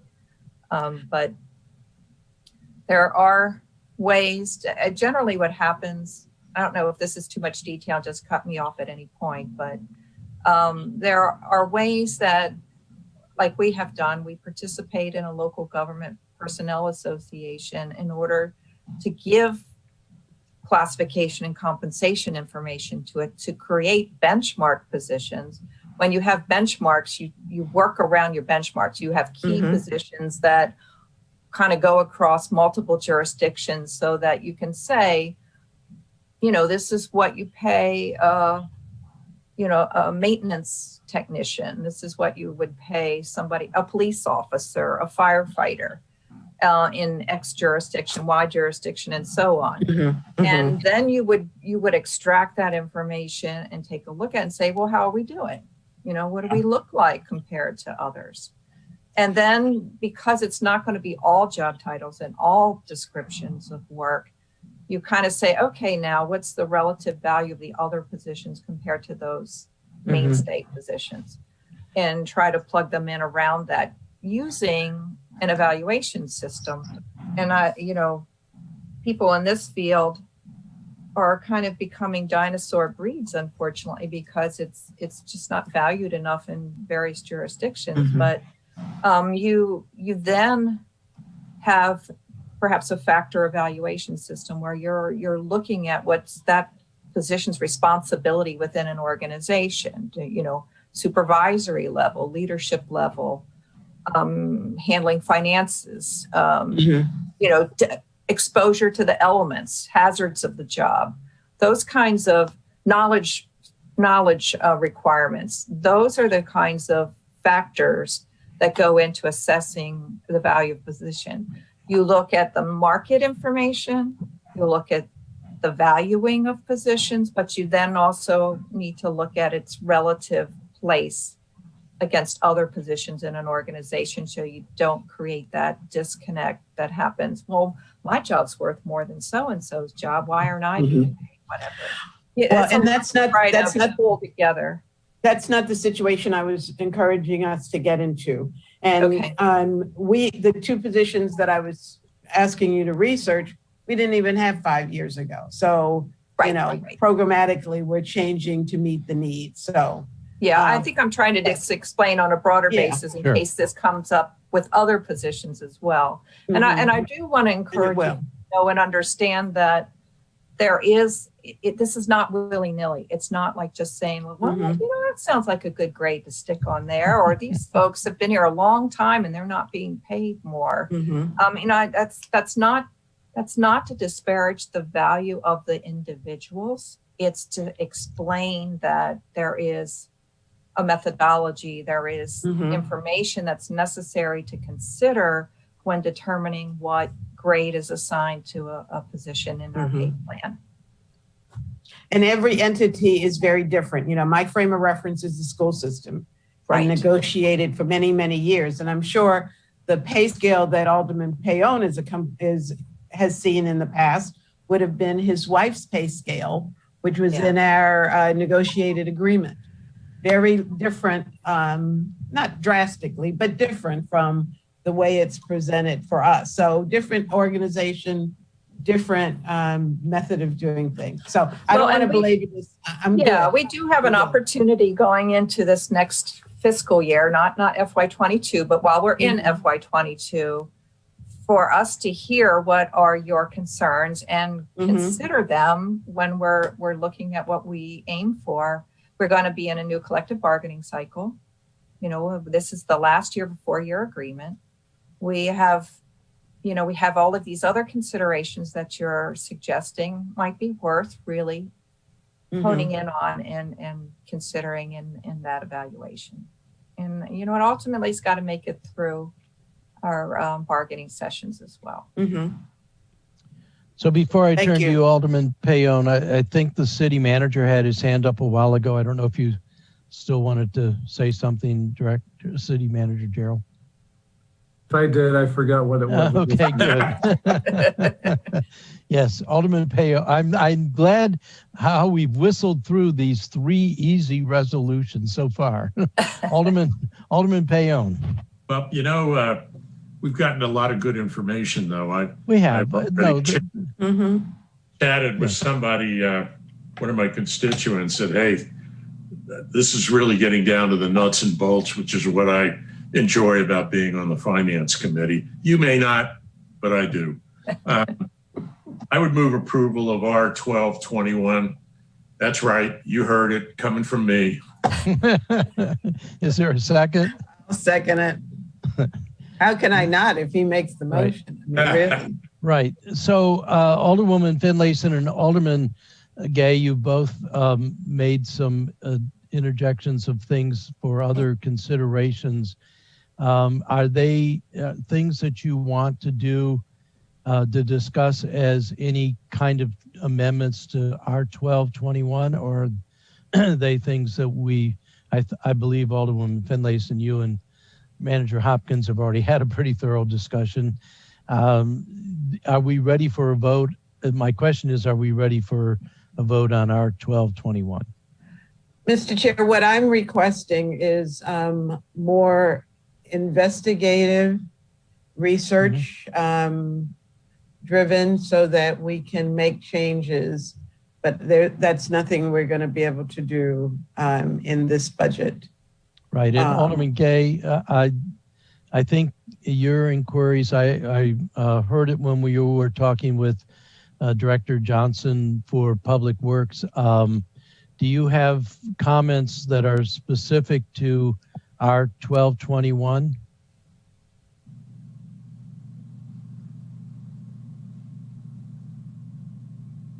Hearing none, all those in favor of recommending approval of our 12-21 to the City Council, please indicate by saying aye. Aye. Aye. The ayes have it. We have two other, by the way, thank you, Ms. Hopkins, for being here. Oh, you're welcome. I hope it was helpful. I enjoy Very HR much so. talk too. So, Oh, well, that makes me feel good because sometimes people don't give you all of no, that time and I attention. found that to be a successful civil servant bureaucrat, you really need to know HR inside and out. You're never going to get anywhere unless you know the rules. And it's a field that you have to stay on top of. It's right, and it's something you need to know to protect your employees too. So I mean, it's very important, and I don't think people think day to day about how relevant that is. So I do appreciate what you do, well, and that is my driver, looking out for employees. So yes, thank you for that. All right, we have two other items to discuss today, or at least one for sure, which is the community grants. We also have, and I'm looking to the committee for advice on how to deal with this. Rules Committee took up yesterday Ordinance 11-21, which is compensation of alderman, alderwoman, and city manager. I'm not sure. I mean, I think the fiscal impact note said, but I know there was a dollar amount that was attached. I have that. I have that. So we have the staff report and then the fiscal impact report. Let's see, we have a table here, which is showing the current for the mayor, the city manager, the alderpersons. And in the current year, that's $398,000 projected. For next year would be $406,400 projected for the year after that, which would be fiscal 24, 423,337, and it goes on. So, and that's based on some assumptions. It assumes a 3% COLA, which may be optimistic. We'll see. And some other increases. So that was the fiscal impact note from that it was attached to 01121. So may I put this in dollars and cents? We're talking about a $5,000 increase to the budget in year one, and what looks like a $17,000 increase in year two, and $20,000 increase in year three, and a $17,000 increase in year four. Yeah, I think the only one I would, in year one, I think that's an $8,400 increase. I was just rounding them up. Yeah, I okay. wasn't giving Yeah. exact numbers at all. Yeah. So that's based on the assumptions which may or may not obtain. So, but basically, as you know, your committee yesterday, Rules Committee, recommended unanimously favorably towards accepting 011-21, and you are correct, that has budget implications. So it should be discussed by the Finance Committee. Well, I'll make a motion that we give a favorable recommendation for 011-21. Okay. So that we can have discussion. Hearing silence, I will second that motion. Is there discussion? Well, I'll speak to it.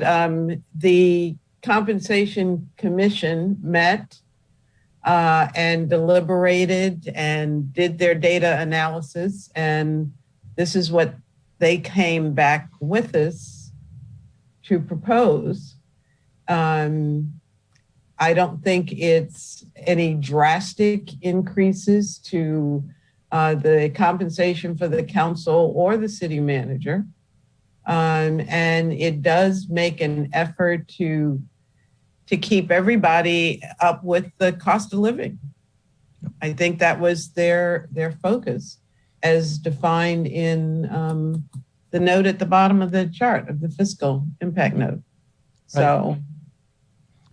And I'm not embarrassed or loath to say that I agree with the findings. I think actually they could have been more generous given the amount of hours I know the elected officials put in for their job. And actually, we could have been more generous to the city manager as well, knowing the amount of hours that he puts in. We do have a lot of senior level people. I don't think I go to a Zoom meeting that Planning and Zoning Director Nash, Dr. Nash, isn't at until all hours of the night. I mean, I think that we have some people who are putting in well beyond what is expected.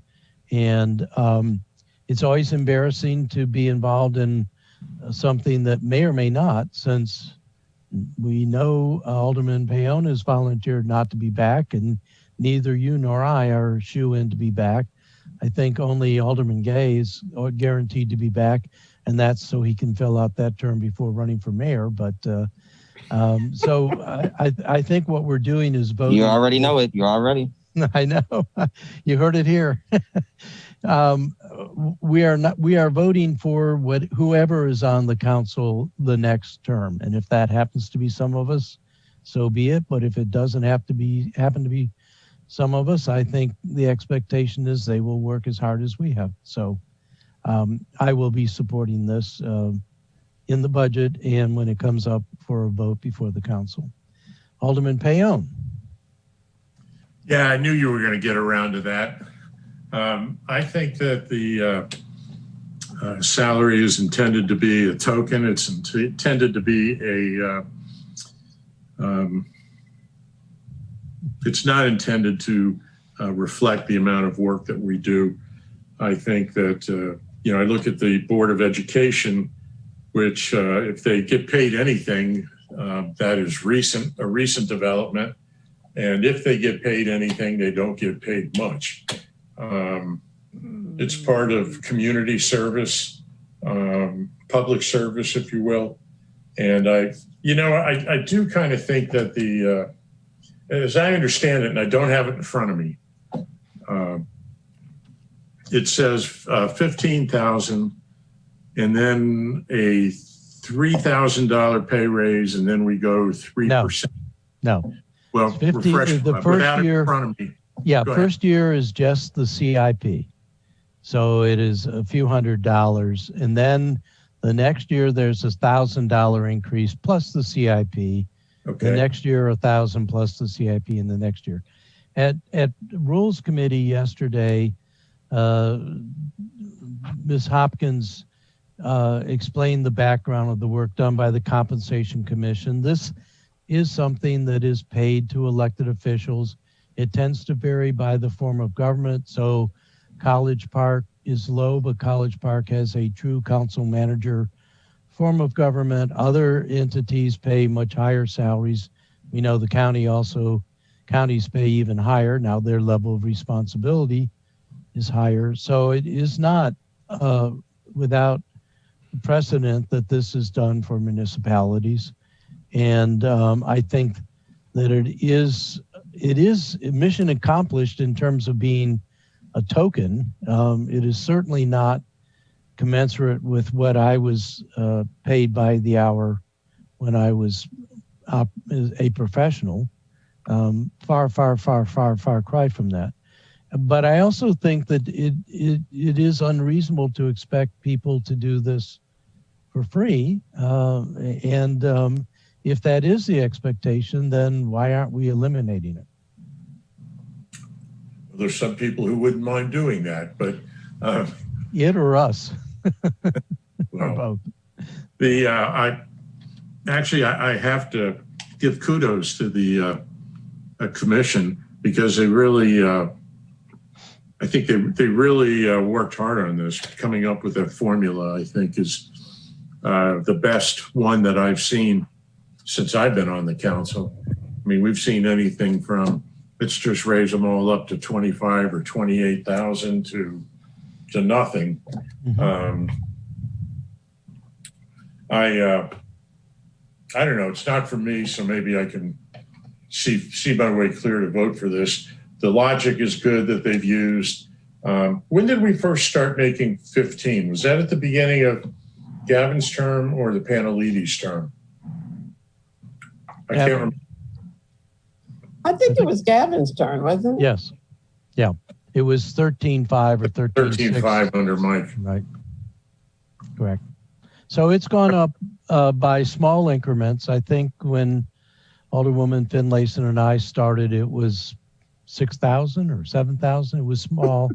But then there were two other compensations, one for education and travel and one for supplies. So well, that's changed substantially also, hasn't it?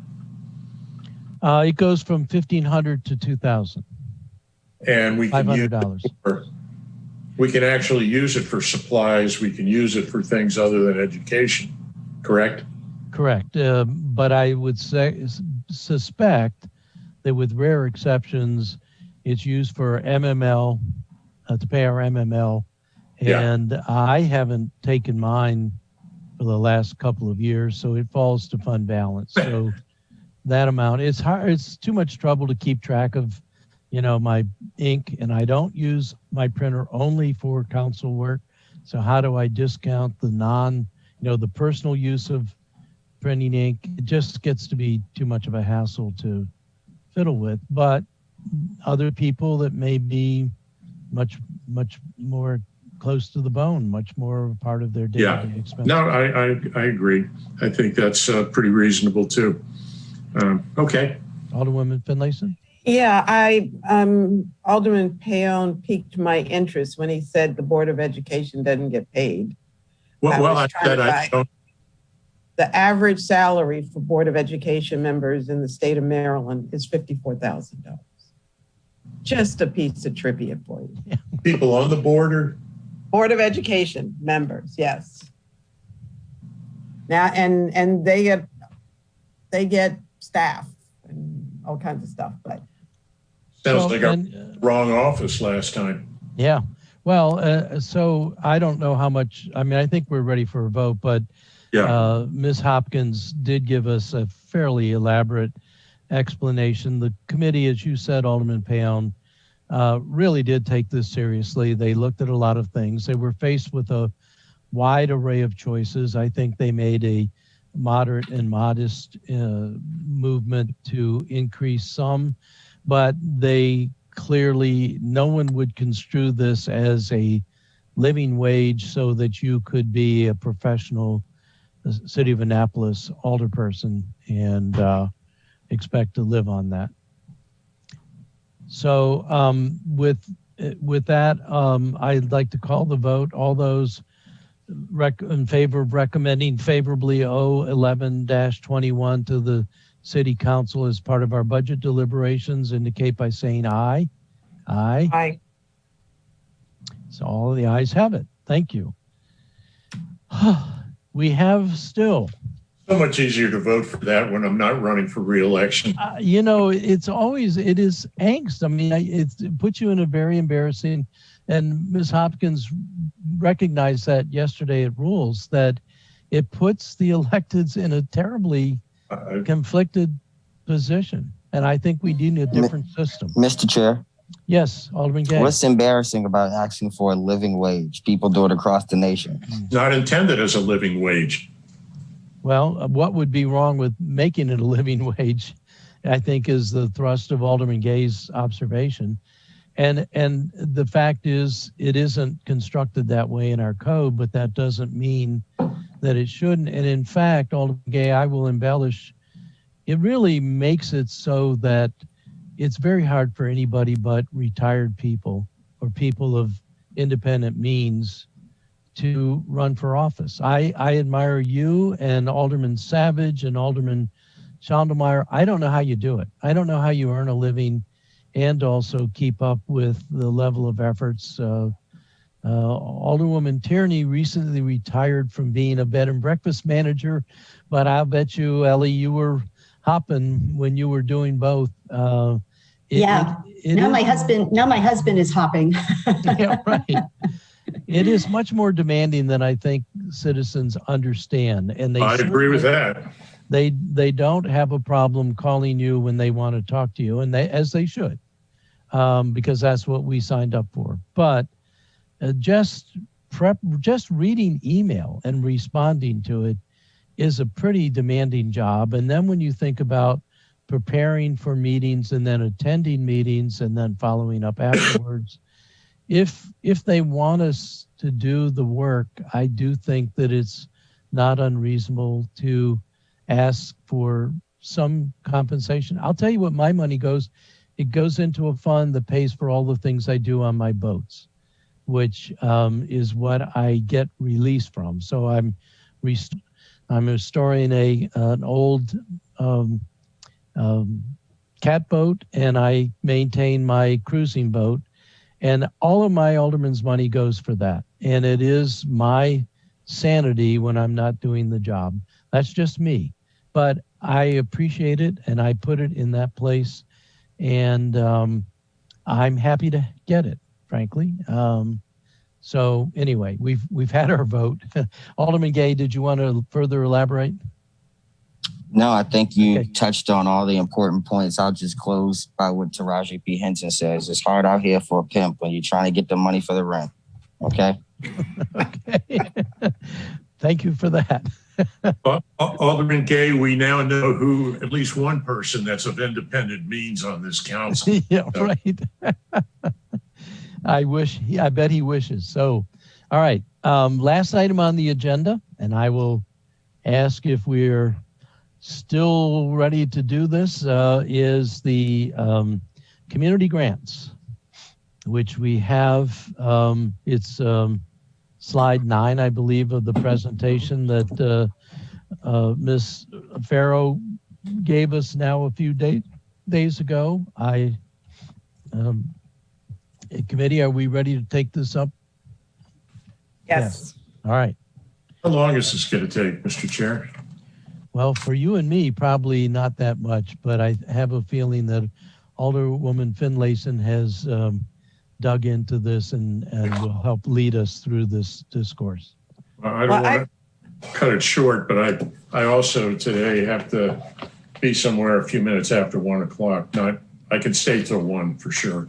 Okay. Well, I can be pretty quick comparatively. Okay. I do have a couple of questions for Ms. Farrow. But for the most part, and initially I thought I would have no recommended changes. But then looking more closely, my position is always that these organizations provide a service that the city cannot. Many of them are more on the lines of those social services that are greatly needed in our community. What I've seen in this chart, and I guess word has gotten out that the city gives these grants. So now we're getting grants from other counties and outside of the city. And I think for the most part, they were not funded. I have one question that speaks to historic Annapolis. They asked for 8,000. We are not giving them anything. And what was I think you said the funding was coming from someplace else, but I don't recall why they're not getting any funding. The committee did not recommend funding for them. The purpose of the funding was to create a brochure for the city historic sites. And the committee just felt like there were more pressing social issues that they should dedicate that funding to. And if I remember, maybe I was talking to someone else, somebody else is doing a walking guide to the city, at least one other agency is doing that same thing? I don't know. Okay. So my proposal, I have a question for Alderman Gay. Alderman Gay, is PALS listed on here? Is that the Pennsylvania Athletic League, Peninsula Athletic League? Yes, I could tell you that. No, so what happened with POW is that they are going through a change. And so all the area football teams are under one umbrella now, which is the General Highway Football Commission. And so that consists of POW, the Annapolis Football League, all would serve the Annapolis area. And so I think it's three of them. I'm blanking on the third, but definitely the first two. Okay, so they didn't make a request this year. So I just wanted, because I know last year you had mentioned that PALS had been influential in your upbringing. So I wanted to make sure, if necessary, they were taken care of. Okay, so Alderwoman Finlayson, they did make their request, but it was through the General's Highway Athletic League instead of through PAL. So it is to fund the things that will happen in Annapolis, but it is now through the General's Highway Athletic League, and they will be running programs at the Bates Fields for those young people. Okay, so that's courthouse, and that's already in there. Okay, thank you for that. I would like to move $5,000 from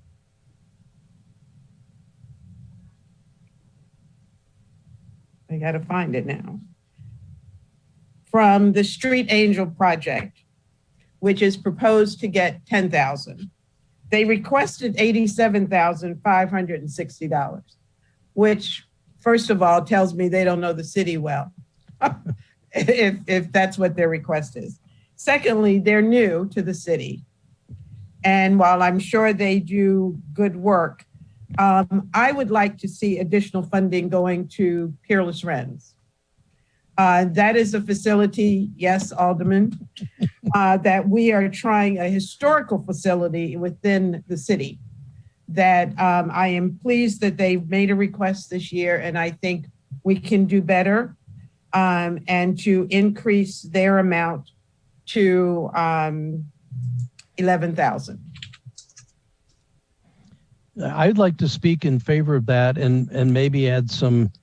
Yeah, I mean, I'm not sure I know what the Street Angel Project, and they may be much more worthy than I think, but I think that there's some other things that are going on with Cars Beach, and the mayor is involved in that, and there may be some things going on with Bimby Beach, and some motions there to make that both the nature preserve, but also to pay homage to Cars Beach. And as you know, Alderwoman Finlayson, years ago when Ralph Johnson and we got together with Peerless Wren, and you actually had a fundraiser there with an incredible Motown group. We had a lot of fun.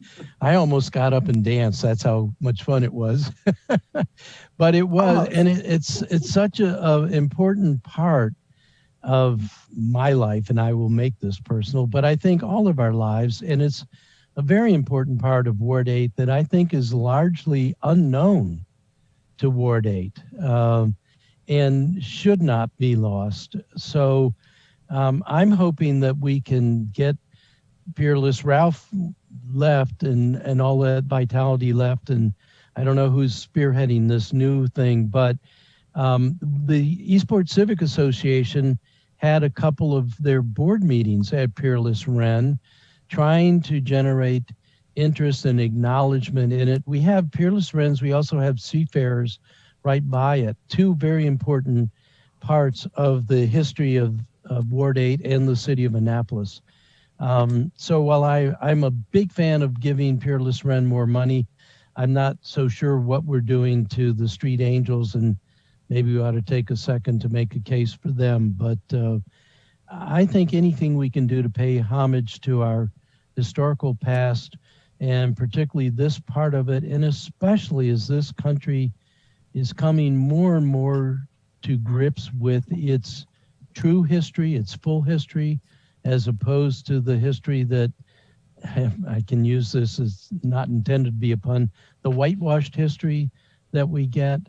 This is a very important part of the history of Ward 8 in the city. And I very much, and I know the Civic Association also, although we don't keep at it constantly, is very much interested in this. So I'm enthusiastic about this change, as you can tell. Mr. Chair, yes. Can I speak to this amendment? Yes. So I just wanted to clarify a couple of things. At the last meeting, I said that this project would be eligible for CBDG funds, and it's not because they don't directly supply. Which project, please? What is it? Peerless. No, Peerless project. Oh, they don't directly, they don't directly provide what the federal government puts as a requirement to receive CBDG grants to the community. So they wouldn't be eligible.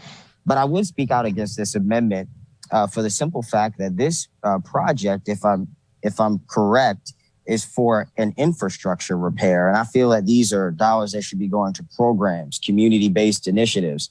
I think that the city should definitely help in finding them those dollars. But I don't know if we should be putting our community grant dollars for an infrastructure project. I think it's to get them ADA compliant. Well, all right. Thank you for that input, and we'll turn to Alderman Payon, but then I would like to hear from Ms. Farrow about, obviously, committee made these deliberations, and we want to hear what their thoughts are. Thank you, Mr. Chairman.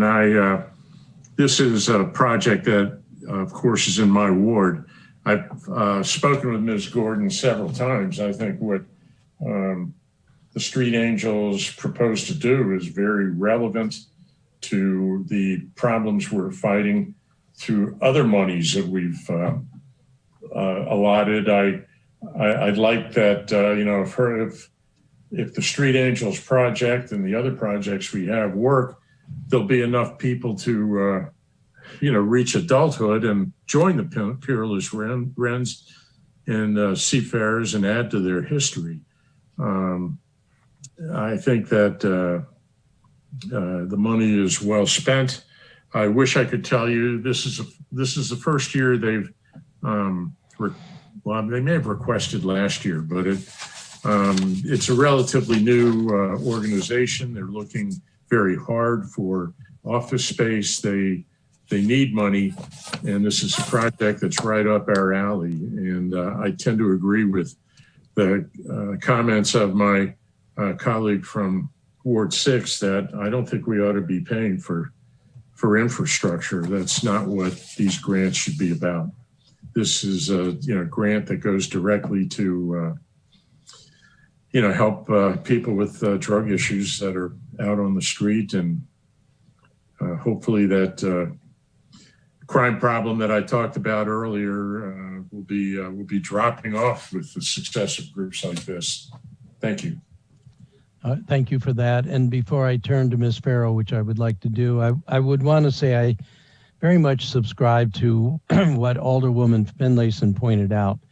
We're not funding these projects in their totality or anywhere close. These are local seed monies that a lot of these groups need to show in their portfolio to be able to go and in most cases get much larger amounts of money. So, I mean, I've always subscribed to doing this, as Alderwoman Finlayson pointed out.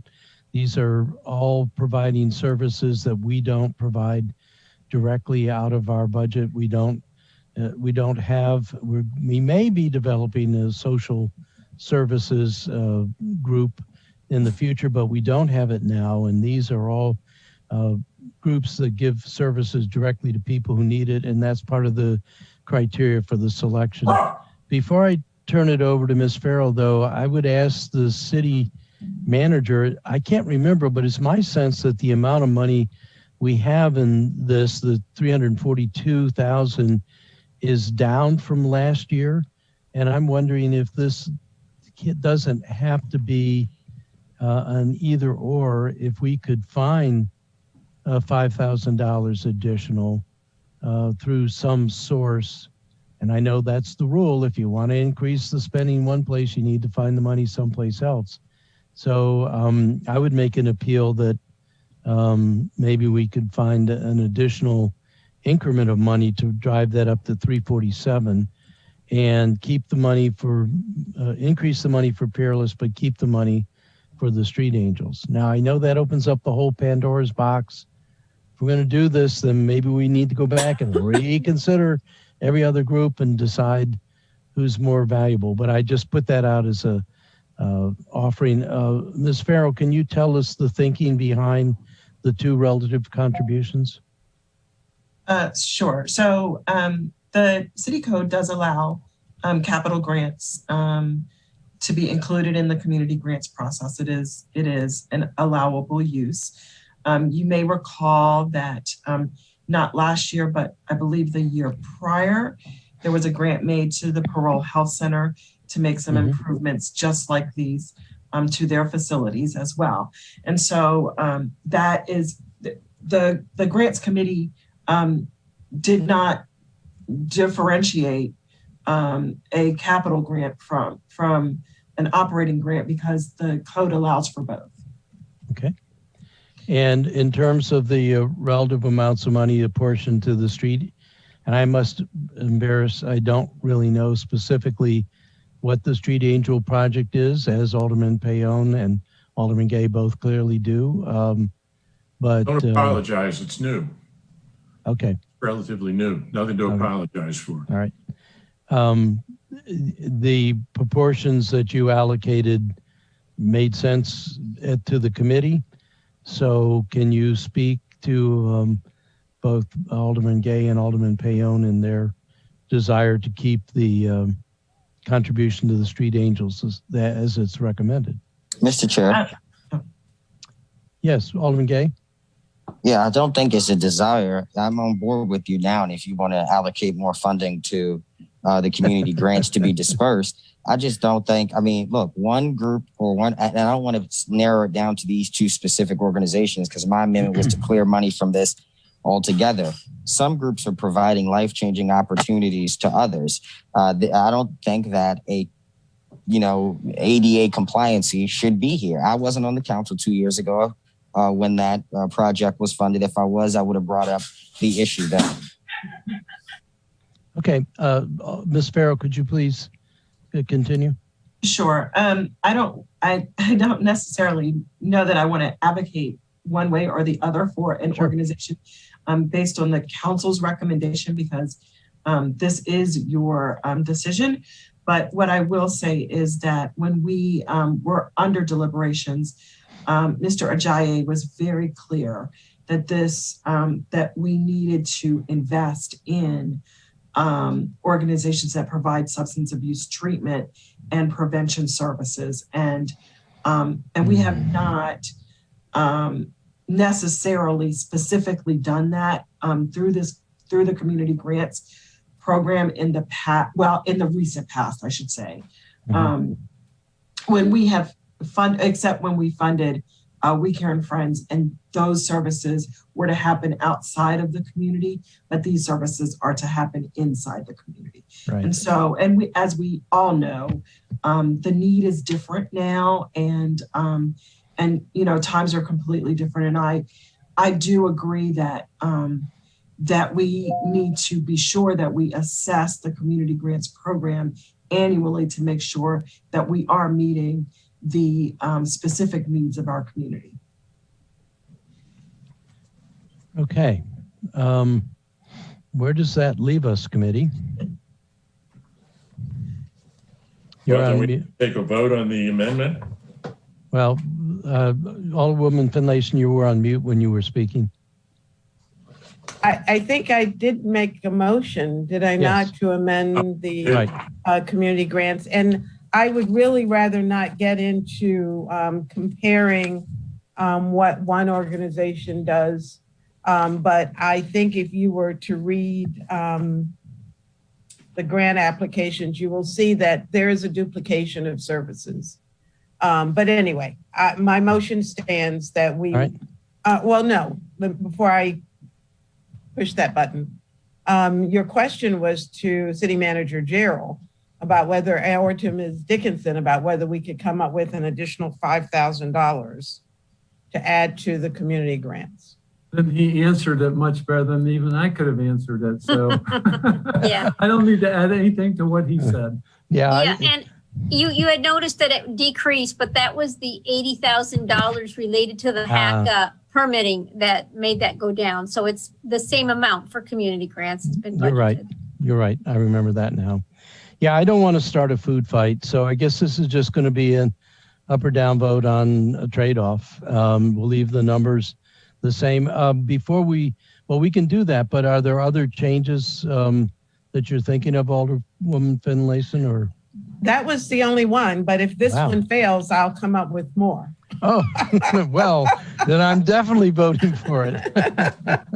Because I'm not committed to, Okay, so we have before us, in the community. if I could take the liberty of reframing it, that we would recommend approval of this community grant schedule with the exception of amending the $5,000 to move from Street Angel Project to Peerless Wren, and we can kill two birds with one stone. I'll accept that as my motion. All right. And I will second that.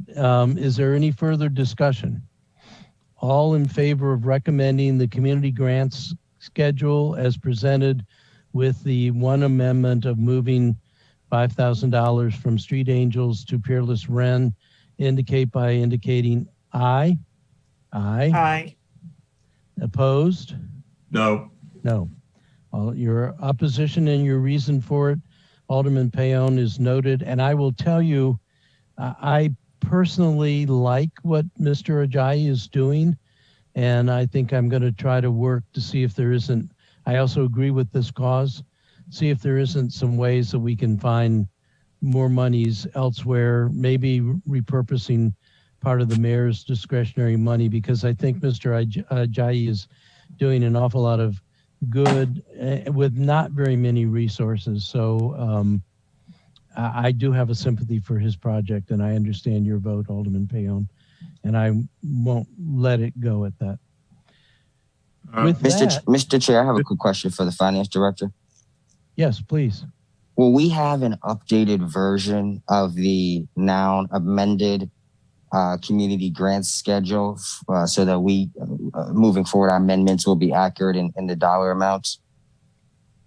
So the way this moves forward is the mayor presented the original recommendations, and there's a column there for the finance committee recommendations, which will be updated to reflect this shift. And then that goes to the final, that is going to be the attached listing that goes to consideration by the council. So yes, there's a column there that will show the changes. Go ahead. I'll let Ms. Farrow answer the details on how this. And so that column has already been updated, and it is now in the drive for community grants that you all have been invited to. So it is in the Google Drive, and it is You are quick. All right. There was only two changes to make, so Yes. the rest was copy and paste. So it is done. And this isn't. Oh, go ahead. Go ahead. But now this is now I would imagine, and we should talk with the Office of Law, that we need to make an amendment to the appendix in the legislation, and I'm not sure how that goes. But I'll make sure that with the Office of Law that happens, whatever the process is. Yes, that's what I was going to say. This is an appendix to the legislation, and the appendix as it exists would be the original one that the mayor submitted. So at some point, we'd have to say that we want to update the appendix and provide the updated appendix as a form of some kind of amendment. Okay. Exactly. And so we will do that. But you can see the changes now. Thank you. In the Google Drive. You're very, very efficient. All right. I do have one other thing to talk to the committee about briefly, and that is my request that you take a look at the Finance Committee report from last year or the hacked up version that I gave you at the meeting the other night, and get to me as soon as possible ideas that you want incorporated into the report. And of course, any editorial corrections to the package you have. I sent it to both of you electronically. It is my hope to be able to get something ready for the committee. We are meeting tomorrow at 10. Is that right, Ms. Green? Is this what you're talking Yes, about, Rob? tomorrow at Yes, 10, that is. and then Yeah. 3 o'clock. So it is 3 o'clock? You remember That's to it. have your meeting instead Oh, of yes. the Okay. work session. Yeah. So it is my hope to get you a more fully fleshed out report, including any of your ideas for before the meeting tomorrow morning at 10. So a lot of work to be done between now and then. And any kind of help you can give is most appreciated. Okay, so tomorrow, let me get this straight before we break. The meeting will be probably entirely on the report we'll give to the council, which is fine with me, but I've really gotten confused about what I think we have finished everything else. We've taken up all of the legislation and taken a vote on our positions on it. Everything fine. I'm happy to do that. Right. And hopefully we can bang out any changes tomorrow.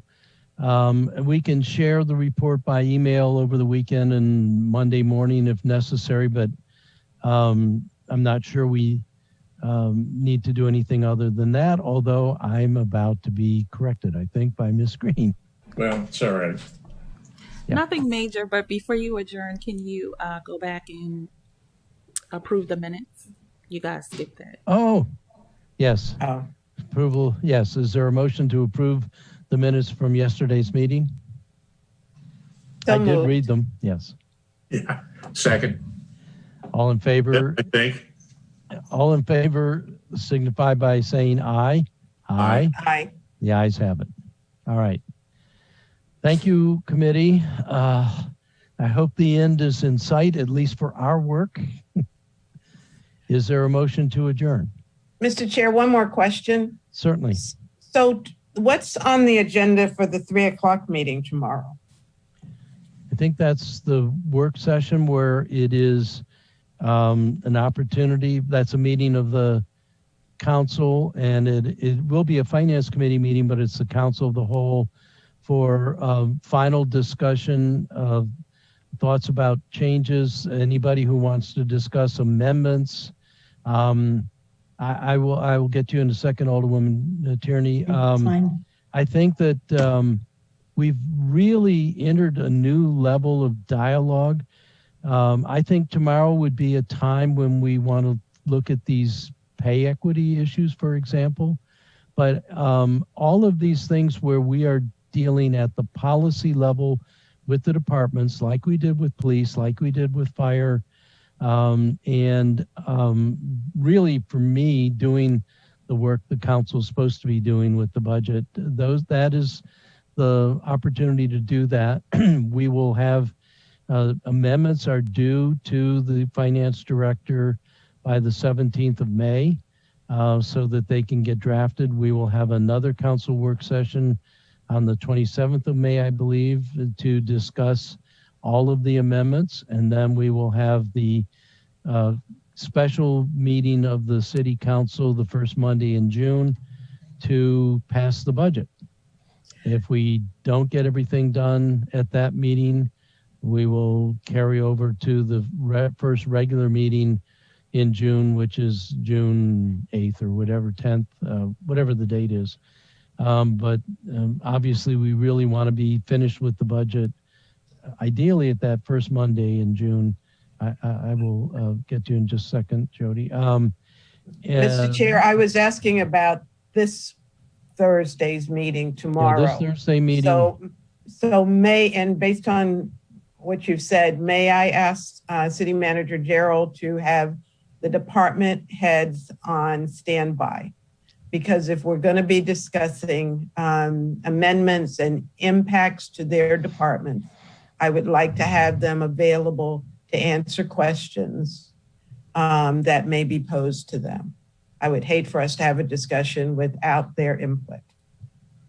Yes, we'll have them there. So that's an in-person meeting, so we'll have all of the directors attend the meeting. Oh, sorry.